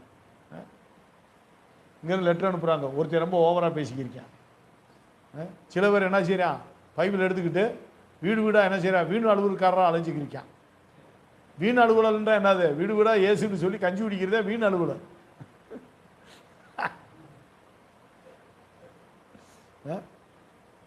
வீடு வீடாக ஏறி திரிகிறார் என்று கேள்விப்படுகிறோம். அப்படிப்பட்டவர்களுக்கு நான் என்ன சொல்றேன்னா, கர்த்தராகிய இயேசு கிறிஸ்துவின் நாமத்தில் அமைதியோட வேலை செஞ்சு சொந்த சாப்பாடு சாப்பிட்றா, நாட்டாம தீர்ப்பு.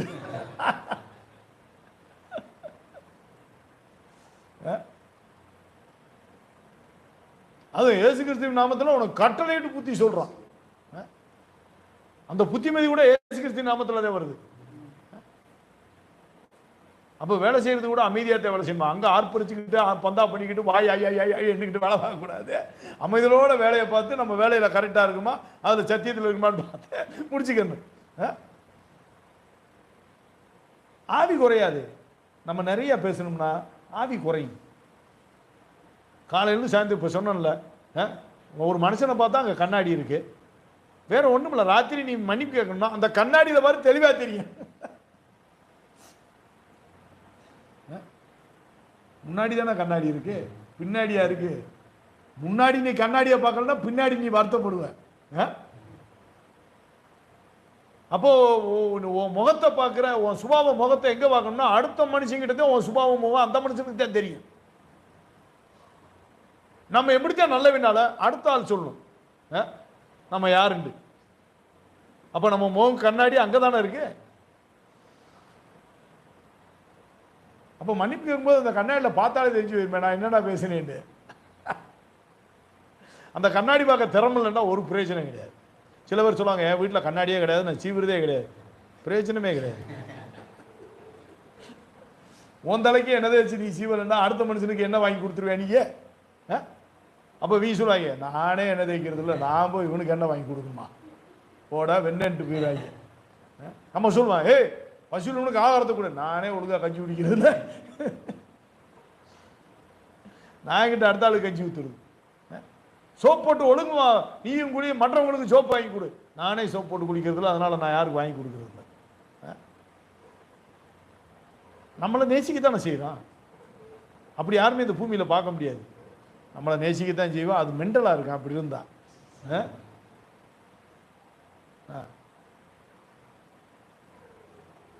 சிலர் வந்து பயங்கரமாக டெக்கரேஷன் பண்ணுறதுலே மென்டலாக இருக்கா எல்லாம் இருக்கு. அப்படி மென்டல் இருக்கத்தான் செய்யும். அதாவது மதிகட்ட செயல், மதிகட்ட தனம் தான் மென்டல். ஒரே காரியத்தில் ஊண்டி நிற்கிறது தான் அந்த மதிகேடானது. யதார்த்தமாக வாழணும். இயேசு கிறிஸ்து பாருங்க, பைபிளில் தெளிவாக நின்றாரு. நம்மளுக்காக பலியாகணும்னு போது அவர் தன்னை சுத்தமாக்கி 40 நாள் அதுக்கு உபவாசம் இருந்தார். மாம்சத்தில் ஒரு தாய் வயிற்றில் இருந்ததுனால தானே. அந்த தாய்க்கு தெரியவே தெரியாது மெசியா பிறக்க போறாருன்னு. தேவதூதை வந்து சொன்னோடனே உன் வயிற்றுல ஒரு தேவனுடைய வித்து அது அப்படின்னோடனே அது அம்மா சொல்லும், நான் இன்னும் புருஷனவே அறியல, எனக்கு எப்படி பிள்ளை உருவாகும். ஆனால் அதே ஒரு கண்ணியை போய் மெசியா பிறப்பான்ற கண்ணியை போய் கேட்டால், எனக்கு எந்த ஆம்பளையும் தேவையில்லை, ஆனால் ஏசு கர்த்தர் எனக்குள்ள என்ன செய்வார், பிறப்பார், என் வயிற்றுல மெசியா பிறப்பார் பரிசுத்தாவினால.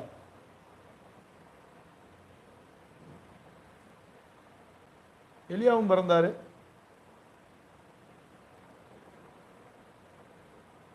யோவான் சாணகனா அவரும் பரலோகத்துக்கு ஏறினவர் தானே. இருந்தவரும் இறங்கினவரும் ஏறினவரும் ஒருத்தர். எலியா அங்கேதான் பிறந்தாரு, ஏறினார். அவர் இடம் இருப்பிடம் அங்கே கிடையாது. ஆனால் இயேசு கிறிஸ்துக்கு இருப்பிடமே எங்க? பரலோகம்.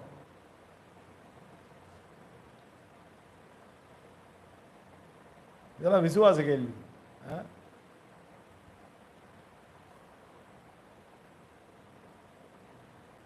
அப்போ நியாயப்பிரமாணம் நிலைநிறுத்தப்படுகிறது நம்ம இருதயத்தில், எழுதப்படுகிறது நம்முடைய இருதயத்தில்.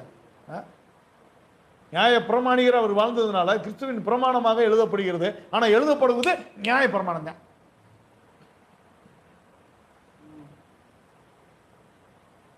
என்னுடைய பிரமாணங்களை அவருடைய மனதிலே வைத்து அவருடைய இருதயத்தில் எழுதுவேன். நான் அவர்கள் தேவனாயிருப்பேன், அவர்கள் என் ஜனமார். அவர் எழுதினாத்தான். அவர் கணக்கு கேட்கணும், நீ இப்படி நீதி செய்யணும் அப்படின்னு அவர் கணக்கு கேட்கணும். நம்மளாவ ஒரு கணக்கு போடுறது? அவர் பார்த்து சொன்னா தானே.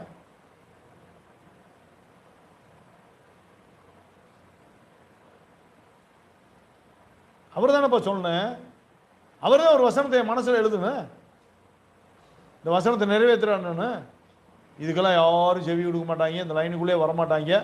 எப்போ ஆண்டவரே எனக்கு வீடு இல்லாமல் கஷ்டப்படுறேனப்போ, அது கடவுளே எனக்கு ஒரு வீட்டை கொடுங்க, பிள்ளை இல்லாமல் இருக்கேன், 10 வருஷம் ஆகி போச்சு, எனக்கு ஒரு குழந்தைய கொடுங்க.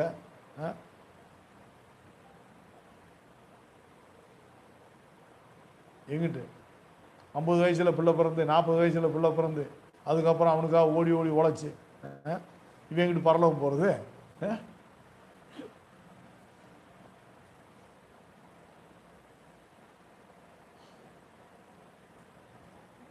அதான் ஒரு ஆள் பயங்கரமான ரத்த சாட்சின்னு உட்காந்துருந்தானா, வந்தாங்களாம், அறியாவுனாங்களாம், எம்பிட்டு அடி அடித்தாலும் ஆண்டவருடைய ரத்த சாட்சின்னு உட்காந்துக்கே இருந்தானா.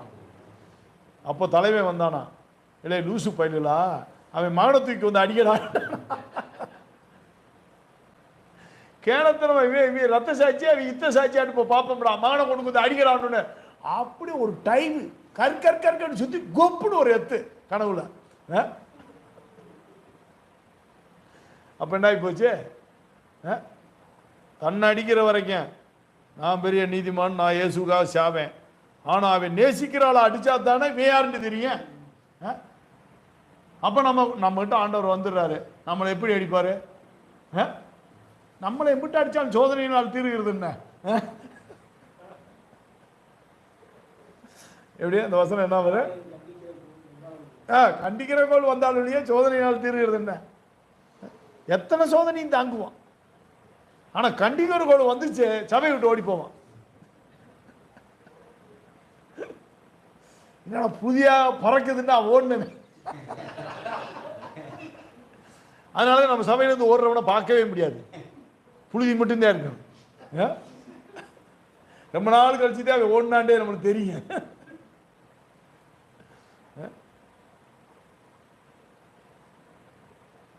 அப்போ அவன் அடிக்கிற வரைக்கும் சொல்றான், நான் ரத்த சாட்சி, நான் ரத்த சாட்சி, அடிச்சேனிய கொள்ளு. ஆனா சோதனைக்காரன் வந்தானா எங்க அடிச்சா இவனுக்கு வலிக்கும்னு சோதனைக்காரனுக்கு தெரியும். அவன் பேரு என்ன பேரு? சோதனைக்காரன். இயேசு கிறிஸ்துவுக்கே சோதனைக்காரன் இருந்தான், அவர் பரிசிக்கப்பட்ட கல்லு. அப்புறம் நம்மளும் பரிசிக்க பண்ணணும்ல. சோதனைன்னா வேற மாதிரி இருக்கான். அவருக்காக வாழ்றதுல, வாழ விடாம பண்றதுல சோதனை வரும். இப்போ நான் ஏழைக்காக வாழ்றேன்னா இங்கே வீட்டுக்குள்ள பிரச்சனை வரும்.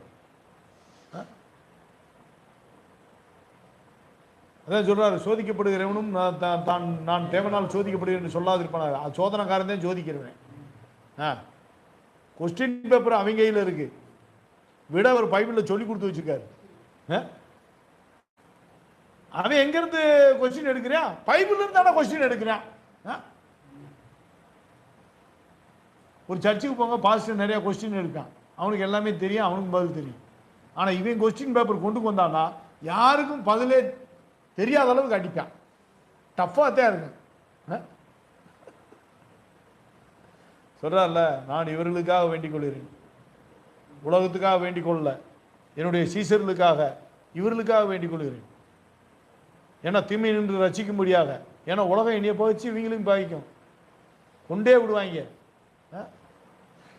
என்னைய கொண்டது கூட கொண்டு விட்டா அப்புறம் உலகம் வந்து சுவிசேஷம் போகாது. அதனால அந்த சீடர்களை காத்துக்கொள்ளுங்க பிதாவே அப்படின்னு ஒரு விண்ணப்பம் வைக்கிறார். ஏன்னா அவர் மனுஷனா இருக்காரு. அதனால பிதாட்ட விண்ணப்பம் வைக்கிறார். மனுஷனுக்காக மனுஷன் பலியாகும். ஏன் அப்படி செஞ்சு காட்டினாரு? இன்னைக்கு ஒரு மனுஷனை வாழ வைக்கிறது மனுஷன் தான் வாழ வைக்கணும். கடவுள் என்னடா வர்றது? கூறுகட்ட கபோதி பயில்களா நியாயப்பிரமாணத்தை நிலைநிறுத்துகிறார். அப்ப நான் என்ன செய்யணும்? நம்ம தான் ஒருவர் பாரத்தை ஒருவர் சுமந்து இப்படியே வாழணும் பூமியில. அதான் சத்தியம். ஆண்டவரே காலகாலத்தில் கஞ்சி இல்லாமல் கிடைக்கும், இனி என்னான்னு விசாரிங்க அப்படின்னா அதுக்கு ஒரு இயேசு பிறக்கணும். ஒரு மனுஷனுக்குள்ள இயேசு பிறந்து அவர் வந்து செய்யணும். இங்கே பிறக்கிறது நீ கஞ்சி இல்லாமல் தான் சாணம் இல்லை, ரேஷன் அரிசியை வாங்கி கஞ்சி குடிக்கணும். மழை பெஞ்சு எங்கனாச்சும் போய் 2 மீனை பிடிச்சி சுட்டு சோத்துல போட்டு பிணைஞ்சு சாப்பிட்டுக்கிற வேண்டியதான்.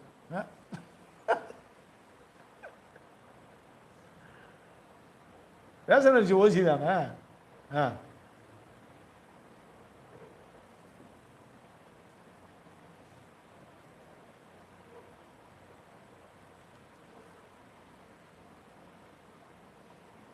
அப்ப கண்டிக்கிற கோல் வந்தாலும் இல்லையே சோதனையினால் தீருகிறது என்ன? அந்த கோல் வராம அது குமாரனின் கோல், அது குமாரனுடைய பட்டயம். அதான் சொல்றாரு, பட்டயத்தை போட வந்தேன்.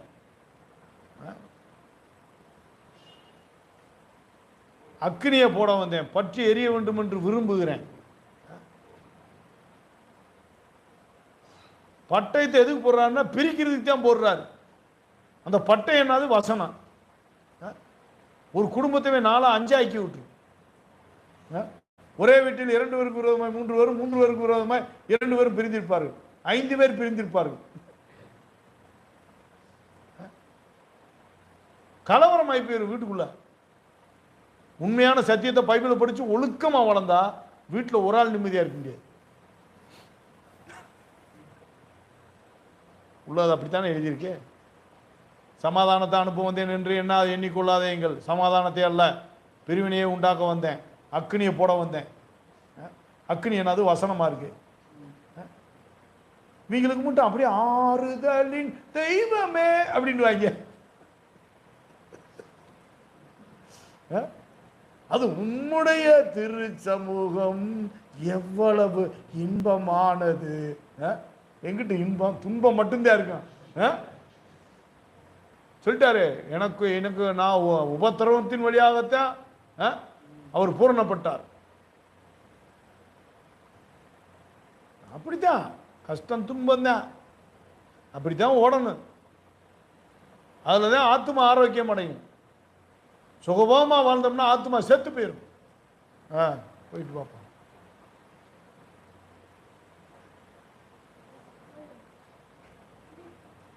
துன்பமா துயரமா?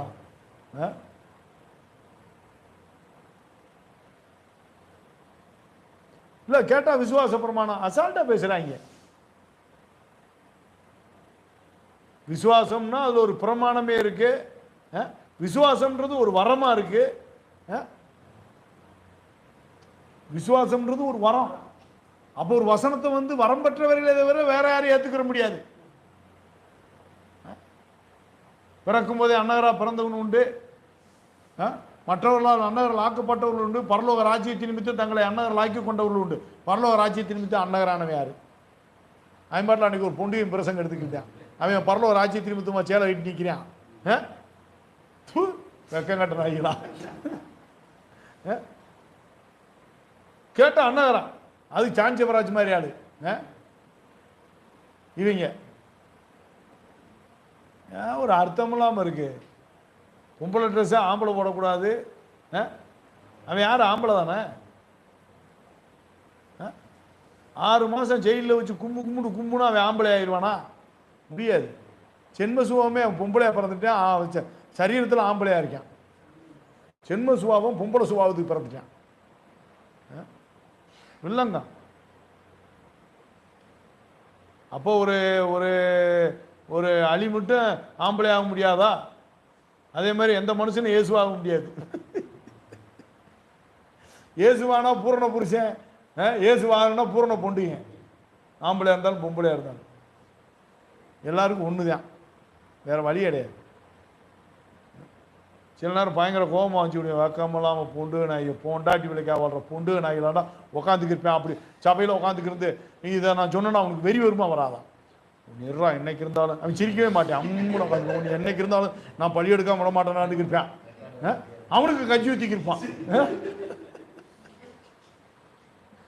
அவனுக்கு கஞ்சி ஊற்றி அவனுக்கு நல்லது செஞ்சு அவனையும் நம்பிக்கை இருப்பான். நம்பினார் கெடுவதில்லை, அது 4 முறை தீர்ப்பு. எவ்வளவு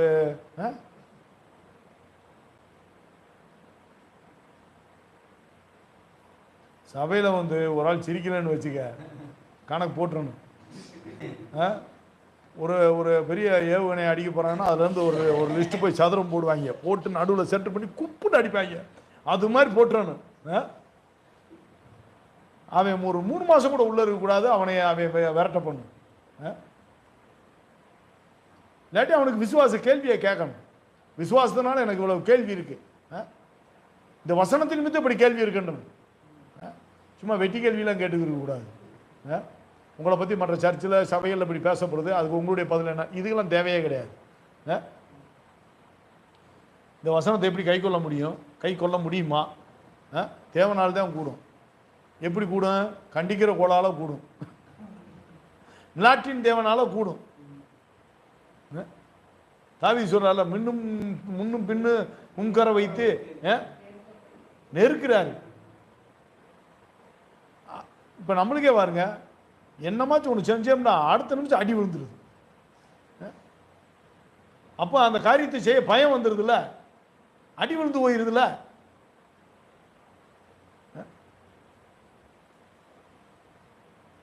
எத்தனையே சொல்றது.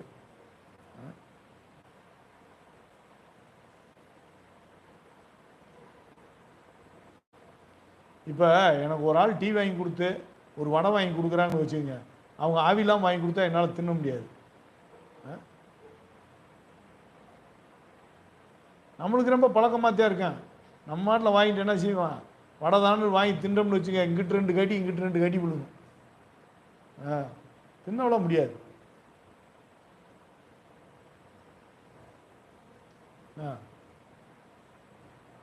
எவ்வளோ விஷயம் இருக்கு. தேவையில்லாத இடத்துல போய் சாப்பிட முடியாது. சாப்பிட்டுக்கிட்டு அவன் இம்சை பண்ணணும்.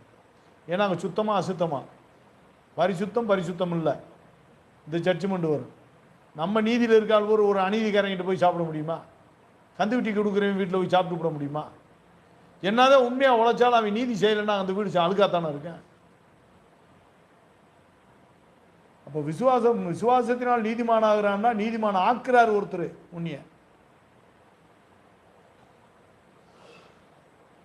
அப்போ வசனம் என்ன சொல்லுது? ஒருவன் கிறிஸ்துவுக்குள் நிலை நிற்கிறேன் என்று சொல்லியும் அவன் நடந்தபடி தானும் நடக்கலைன்னா பிரயோஜனம் இல்லை, அவன் பொய்யன்.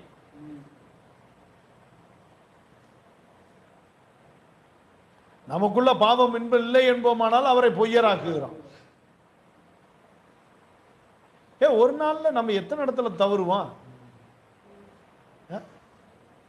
நெறிந்து கண்ணாடி வாக்க பழகிக்கிங்க. கண்ணாடி எங்கேயும் இல்லை, முன்னாடி தான் இருக்கு.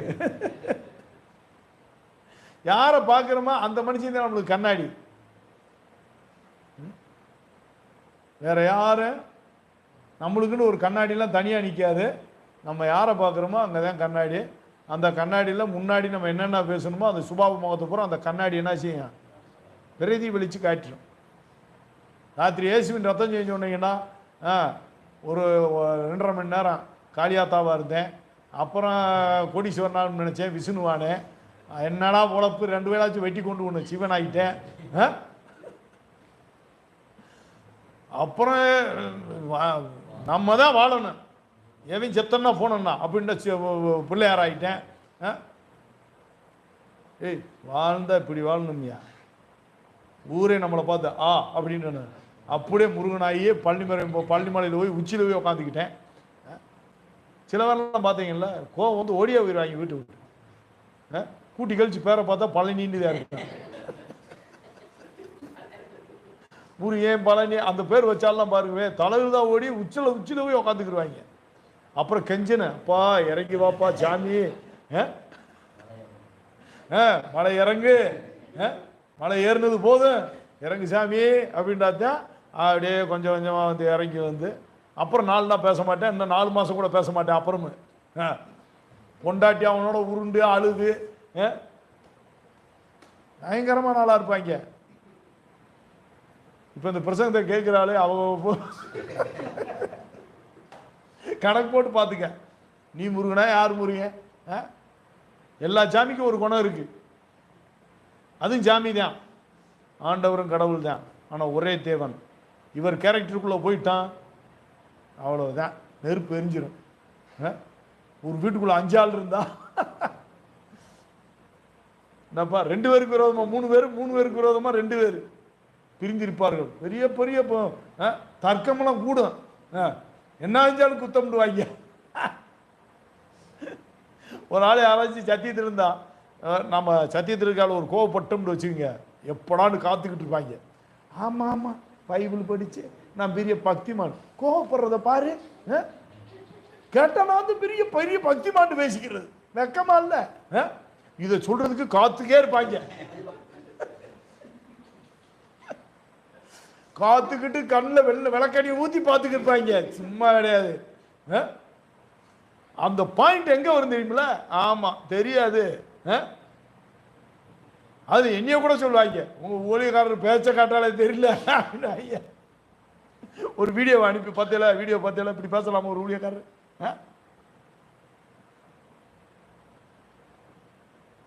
அதுக்கெல்லாம் அப்படித்தான் இருக்கும், வேற வழியே கிடையாது. ஆனால் பார்ட்னர் கரெக்டாக போகிற ஆளுகளும் எங்கேயோ ஒரு இடத்துல என்ன சொல்லுவாங்க, என்னமோ ஒரு பூ பூத்த மாதிரிவாங்கல்ல, என்னது அத்தி பூத்தது மாதிரி, எங்கேயோ ஒரு இடத்துல ஜோடி புறாக்கள் என்ன செய்யும், பறக்கும்.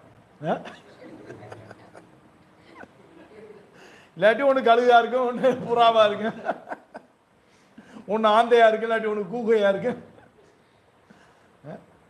ஆந்த கூகையில் இப்போ இருந்ததே வேட்டையாடும், பகலில் போய் தூங்கிடும், வெளிச்சமே அது பிடிக்காது.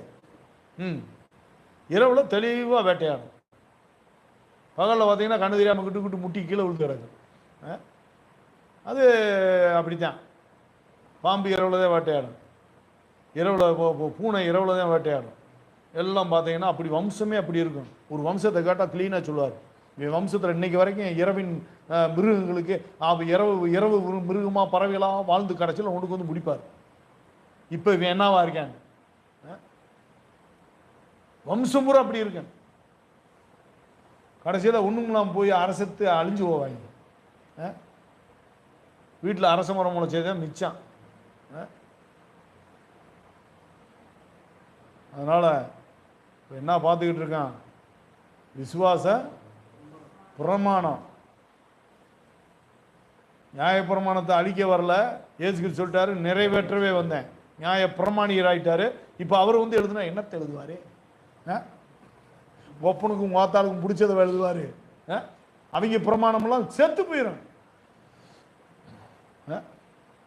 கிறிஸ்துவின் பிரமாணத்தை தான் கிறிஸ்து எழுதுவார். அது என்ன, நியாய பிரமாணியர் தானே உட்காந்து எழுத போறாரு. அப்ப அவர் என்னத்தை எழுதுவாரு, கிறிஸ்துவின் பிரமாணமாகி நியாய பிரமாணத்தை எழுதுவார். அதான் எரேமியாவில் சொல்லப்படும், என்னுடைய நியாய பிரமாணங்களை அவருடைய மனதிலே வைத்து அவருடைய இருதயத்தில் எழுதுவேன். புதிய ஏற்பாட்டில் என்ன தெரியுமா வருது, என்னுடைய பிரமாணங்களை. அதுல எரேமியாவில் வாசிங்க 31 32. நாட்களுக்கு பிற்பாடு நான் இஸ்ரவேல் குடும்பத்தோட பண்ண போகிற உடன்படிக்கையாவது, நான் என் நியாய பிரமாணத்தை அவர்கள் உள்ளத்திலே வைத்து அதை அவர்கள் இதயத்திலே எழுதி. சரி, என் நியாய பிரமாணத்தை இப்ப புதிய ஏற்பாட்டில் எபிரேயர்ல எப்படி சொல்லப்பட்டிருக்கு, என்னுடைய பிரமாணங்களை.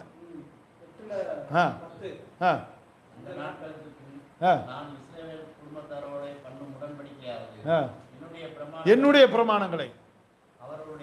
ஏன்னா நியாய பிரமாணியர் அவர் தானே, அவர் வாழ்ந்து காட்டாரு. இதோ எனக்கு ஒரு சரீரத்தை ஆயத்தம் பண்ணினீர், புஸ்தக சுருளில் என்னை குறித்து எழுதப்பட்டிருக்கிறது. இதோ வர்றேன், இன்னைக்கே நிறைவேற்றுறேன். அப்படித்தான் வந்தார் இயேசு கிறிஸ்து. அப்ப அவர் என்ன பண்ணிட்டாரு? என் நியாய பிரமாணத்தை, அன்னைக்கு புஸ்தகம் மாதிரி இருந்துச்சு, இன்னைக்கு என் பிரமாணம் கிறிஸ்துவின் பிரமாணம் ஆயிடுச்சு. என்னுடைய பிரமாணங்களை அவருடைய மனதிலே வைத்து அவருடைய இருதயத்தில் இருக்கு. ஏன் மாத்திருக்காரு? ஏன் பழைய ஏற்பாட்டில் நியாய பிரமாணம் வருது, இதுல வந்து என்னுடைய பிரமாணம் வருது, அப்போ ஒரு எழுத்து உறுப்பு கூட மாறக்கூடாதுன்னு அங்கே கேட்டான். ஏன் மாத்தினாரு பவுல்? கேளுங்கடா.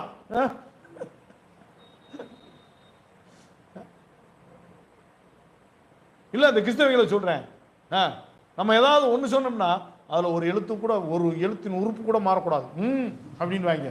இங்க எனத்துக்கு இப்படி இவ்வளவு பெரிய மாற்றத்தை சொல்லியிருக்காரு.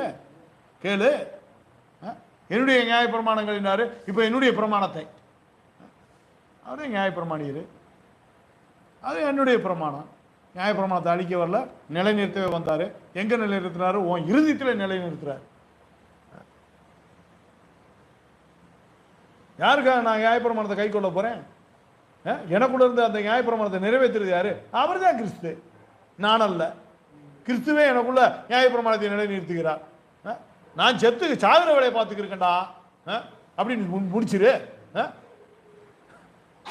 நான் சாகுற வேலையை பார்க்கிறேன், எனக்குள்ள அவர் பிழைக்கிற வேலையை அவர் பார்க்கிறாரு, அவர் நீதி செய்கிறாரு. எங்க நீதியாய கர்த்தர் அவர் தான் எனக்குள்ள வாழ்றாரு தவிர நான் சாகுற வேலையை பார்த்துக்கிருக்கேன். ஏவலன்னா நான் ஜாகணும். முன்னாடி யார் வந்தாலும் கண்ணாடி பார்க்கணும், பின்னாடி வருத்தப்பட்டுறக்கூடாது.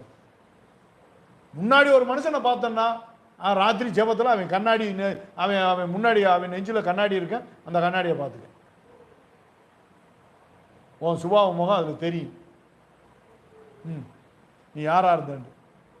யானையா இருந்தியா, சிங்கமா இருந்தியா, புலியா இருந்தியா, நரியா இருந்தியா,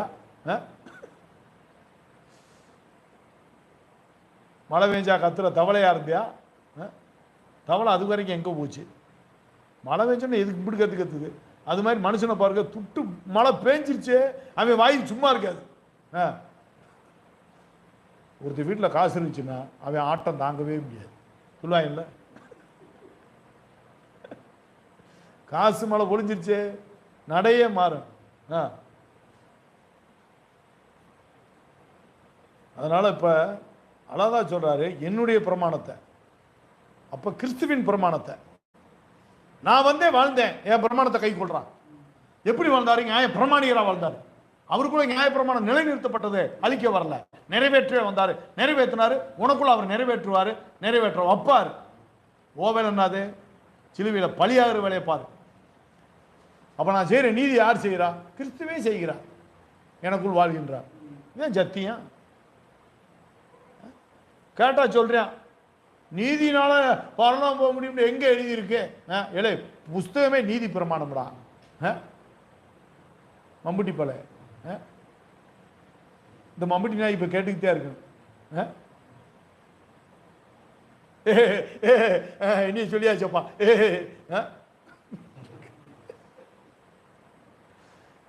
நான் ஒரு கோடு வேடு போட்டாலே அங்கிட்டு கத்தி கேட்பாங்க. ஏன்னா காதுல வச்சுல கேட்டுக்கிறியான். நான் கோடு தான் போடுவேன், அவன் ரோடு போட்டு பேசிக்கிட்டான். வசனத்தின்படி வாழப்பாரு, கக்குசுல ஒழுங்கா பேளப்பாரு, பேண்டவிய 4 தடவை சுத்திப்பாரு, அதுல ஒரு முளகரிசி எடுத்து திருப்பி அடுப்புல போட்டு சட்டியில போட்டு வேக வச்சு தின்னப்பாரு.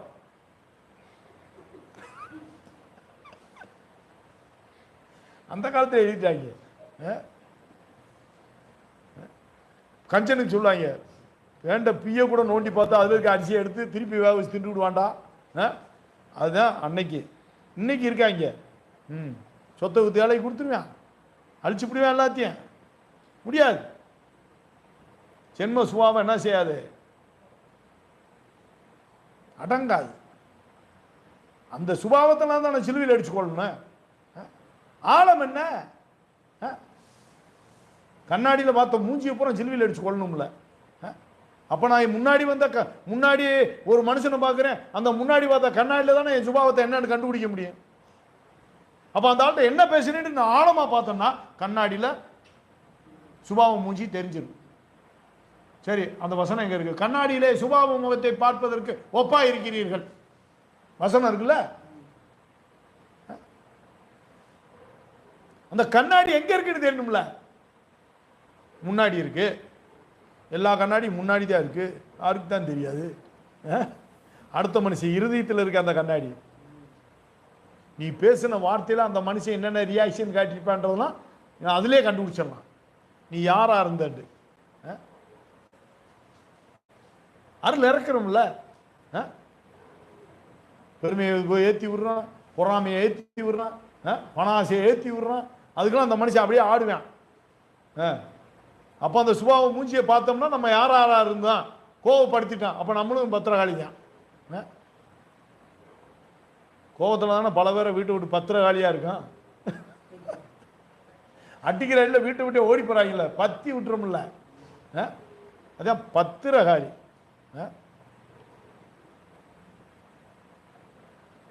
10 கை இருந்தா தான் பத்திரகாளி. 10 கை இருந்தா என்ன ஆகும்? 2 கைக்கே ஆட்டம் தாங்க முடியல. மனுஷன் யார் வீட்டுக்குள்ள இருக்க முடியுமா?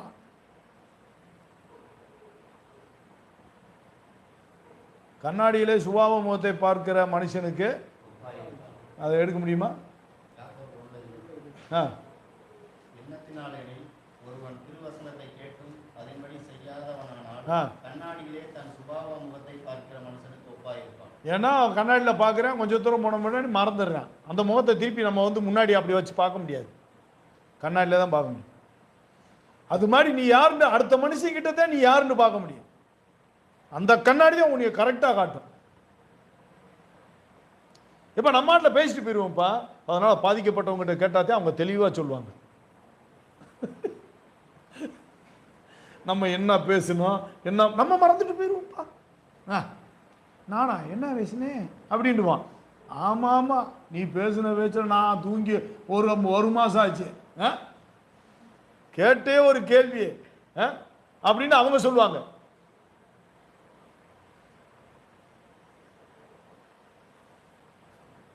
ஆமா, திருவசனத்தை கேட்டோம்,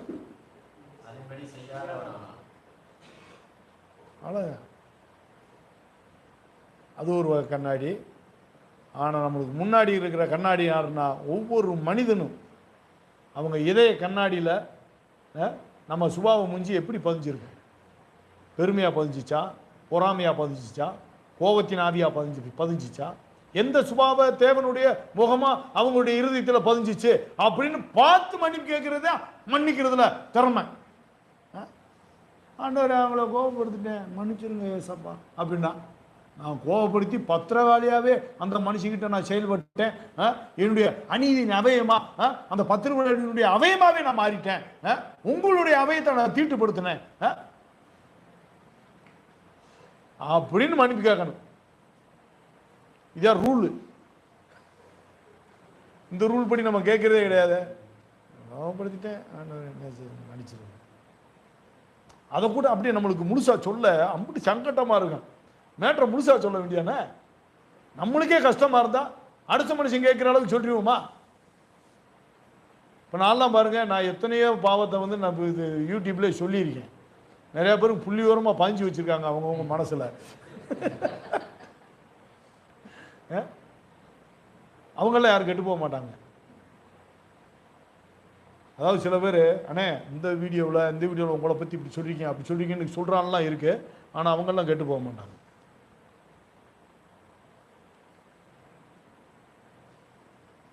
எதையுமே ஞாபகமே இல்லாமல் உட்காந்துருப்பேன் சும்மா. அவன் யோசனை ஊறாமே நான் பேசுறதுல குற்றம் கண்டுபிடிக்கத்தான் வந்து உட்காந்துருப்பேன்.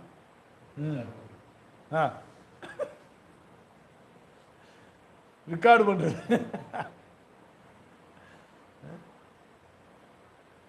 அப்ப சுபாவ முகம். அப்ப நான் எந்த பிரமாணத்துக்கு பேசினேன்? இப்ப பெருமை ஒரு பிரமாணம், கோபம் ஒரு பிரமாணம், எரிச்சல் ஒரு பிரமாணம். எரிச்சல்னா அதுக்குரிய எரிச்சல் கல்யாண வீட்டில் ஒரு எரிச்சல் வரும், கருமாதி வீட்டில் ஒரு எரிச்சல் வரும், பிறந்த நாளைக்கு ஒன்று ஒரு எரிச்சல் வரும், கல்யாண நாளைக்கு ஒரு எரிச்சல் வரும். எரிச்சல்னா ஒத்த எரிச்சலா இருக்கு. கோபம்னா விதவிதமா இருக்கு. பொண்டாட்டிகிட்ட ஒரு கோவப்படுவாங்க, புருஷன்கிட்ட ஒரு கோவப்படுவான், அடுத்து வெளியே போய் அடுத்த மனுஷங்கிட்ட ஒரு கோவப்படுவான், சொந்தக்காரங்கிட்ட ஒரு லெவலாக கோவப்படுவான், அடுத்தவனை பார்த்தோம்னா உச்சகட்டமாக கோவப்படுவான். பிரமாணங்கள் மாறுபடும். அந்த கோபத்தில் என் சொந்தக்காரன் பார்த்து ஒரு லெவலாக கோவிப்பான். அதே சொந்தக்காரன் இல்லாமல் எதிர்க்கிறதான ஆளாக இருந்தான்னா அவங்ககிட்ட 100% கோவப்படும். அப்படி பிரமாணங்கள்ல அப்போ அதுக்குள்ள ஒரு ஆழம் இருக்குல்ல. அப்போ கோபத்தில் ஒரு ஆழத்தை கண்டுபிடிச்சு நான் மன்னிப்பு கேட்கணும். அப்போ இந்த ஆவிக்கு நான் செயல்பட்டேன், இந்த ஆவியின் அவயமாவே இருந்தேன் அப்படின்ல விசுவாச பிரமாணம் இருக்குன்னு தெளிவா. அப்போ விசுவாச பிரமாணத்தில் நீ என்னத்தை கண்டுபிடிச்ச? சத்திய ஆவியாகி அவர் வரும்பொழுது சகல சத்தியத்திற்குள்ள நடத்துவார், எல்லா சத்தியத்தையும் உனக்கு போதிப்பார். கோபம்னா யாரு, எரிச்சல்னா யாரு, அதுக்கு எந்த தேவர்கள் யாரு என்ன எல்லா மேட்டரையும் அவர் தான் கொடுக்க முடியும். அதே சத்திய ஆவி.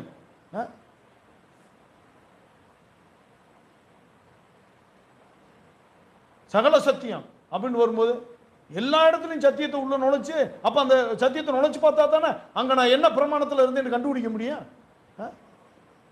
அப்ப அந்த இடத்துல எப்படி சத்தியம் பேசணும்னு யோசிக்கணும்ல. இப்படிலாம் யோசித்தோம்னா டைம் போறதே தெரியாது. ஒரு நாள் ஒரு அரை மணி நேரத்தில் ஓடி போயிடும். சரி, நான் கோவப்பட்டேன், இப்படி பட்டேன், ரைட்டு. இதுக்கு எதிரான சத்தியத்தில் என்ன கோட்பாடு வருது, இந்த சத்திய பிரமாணம் எனக்கு என்ன சொல்லுது, அப்போ நான் விசுவாச பிரமாணத்தில் நான் எப்படி இந்த இடத்துல தோல்வி அடைஞ்சேன் அப்படின்னு உட்காந்து யோசித்தோம்னு வச்சுக்கோங்க, எப்படி பொழுது போகும்.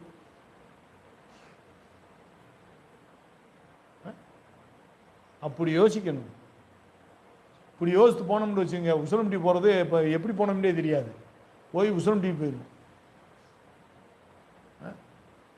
நான் வளர்ந்த காலத்தில் வளர்ந்துக்கிட்டு இருப்பேன், இப்படி தான் நான் கண்டுபிடிச்சு அதை குறித்து யோசித்துக்கு வந்தால் மதுரைக்கு வந்துடுவேன்.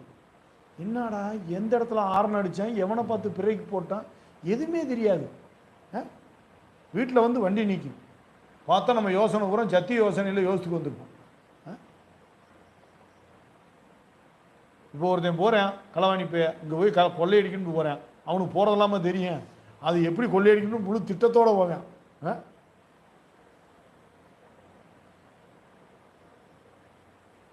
நம்ம 4 பேரை வாழ வைக்கணுன்ற சிந்தையோட நம்ம போகிறோம். அப்போ எல்லாத்துக்குள்ளேயும் அந்த நியாய பிரமாணம் இருக்கு.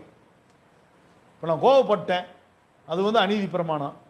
கோபம் எப்படி இந்த இடத்துல கோவப்படாமல் இருக்கலாம், கோவப்பட்டது எப்படி தப்பு, நான் எந்த விஷயத்தில் நான் தவறு பண்ணேன், இந்த இதை செய்யாமல் இருந்தால் நான் கோவப்படாமல் இருந்திருக்கலாம்ல அப்படின்னு அந்த நியாயத்தை கண்டுபிடிக்கணும்ல. கண்டுபிடிச்சிட்டா நியாய பிரமாணம். அதை கிறிஸ்துவோடு இணைச்சு பார்த்துட்டா கிறிஸ்துவின் பிரமாணம். அப்போ அந்த இடத்துல இயேசு நீ எப்படி கண்டிப்பாரு, அவருக்கு விரோதமாக நான் என்ன செஞ்சிட்டேன் அப்படின்னு உள்ளே போயிட்டோம்னா விசுவாச பிரமாணம் வந்துடுது. நான் கிறிஸ்து மேலே வச்சு விசுவாச பிரமாணம் வந்துடுது, அதில் நியாய பிரமாணம் நிலைநிறுத்தப்படுது.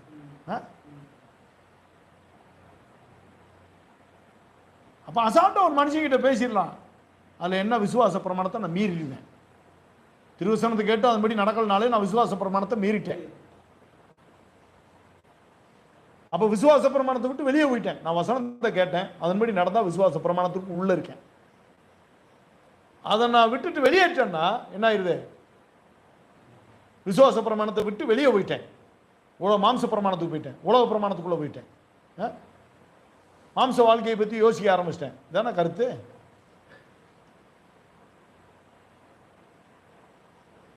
அப்போ எந்த ஒரு இடத்துலையும் நியாய பிரமாணம் எனக்குள்ள நிலைநிறுத்தப்படுது. அநீதி பிரமாணம் ஜெயிக்குதா, நியாய பிரமாணமாகிய கிறிஸ்துவின் பிரமாணம் ஜெயிக்குதா, அநீதி தோக்குதா?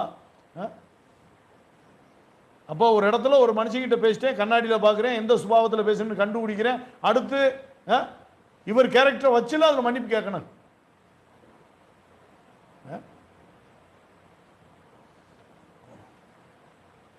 அப்போ அந்த இடத்துல நான் கிறிஸ்துவின் பிரமாணத்தை வச்சு இணைச்சு பார்த்து மன்னிப்பு கேட்கணும்.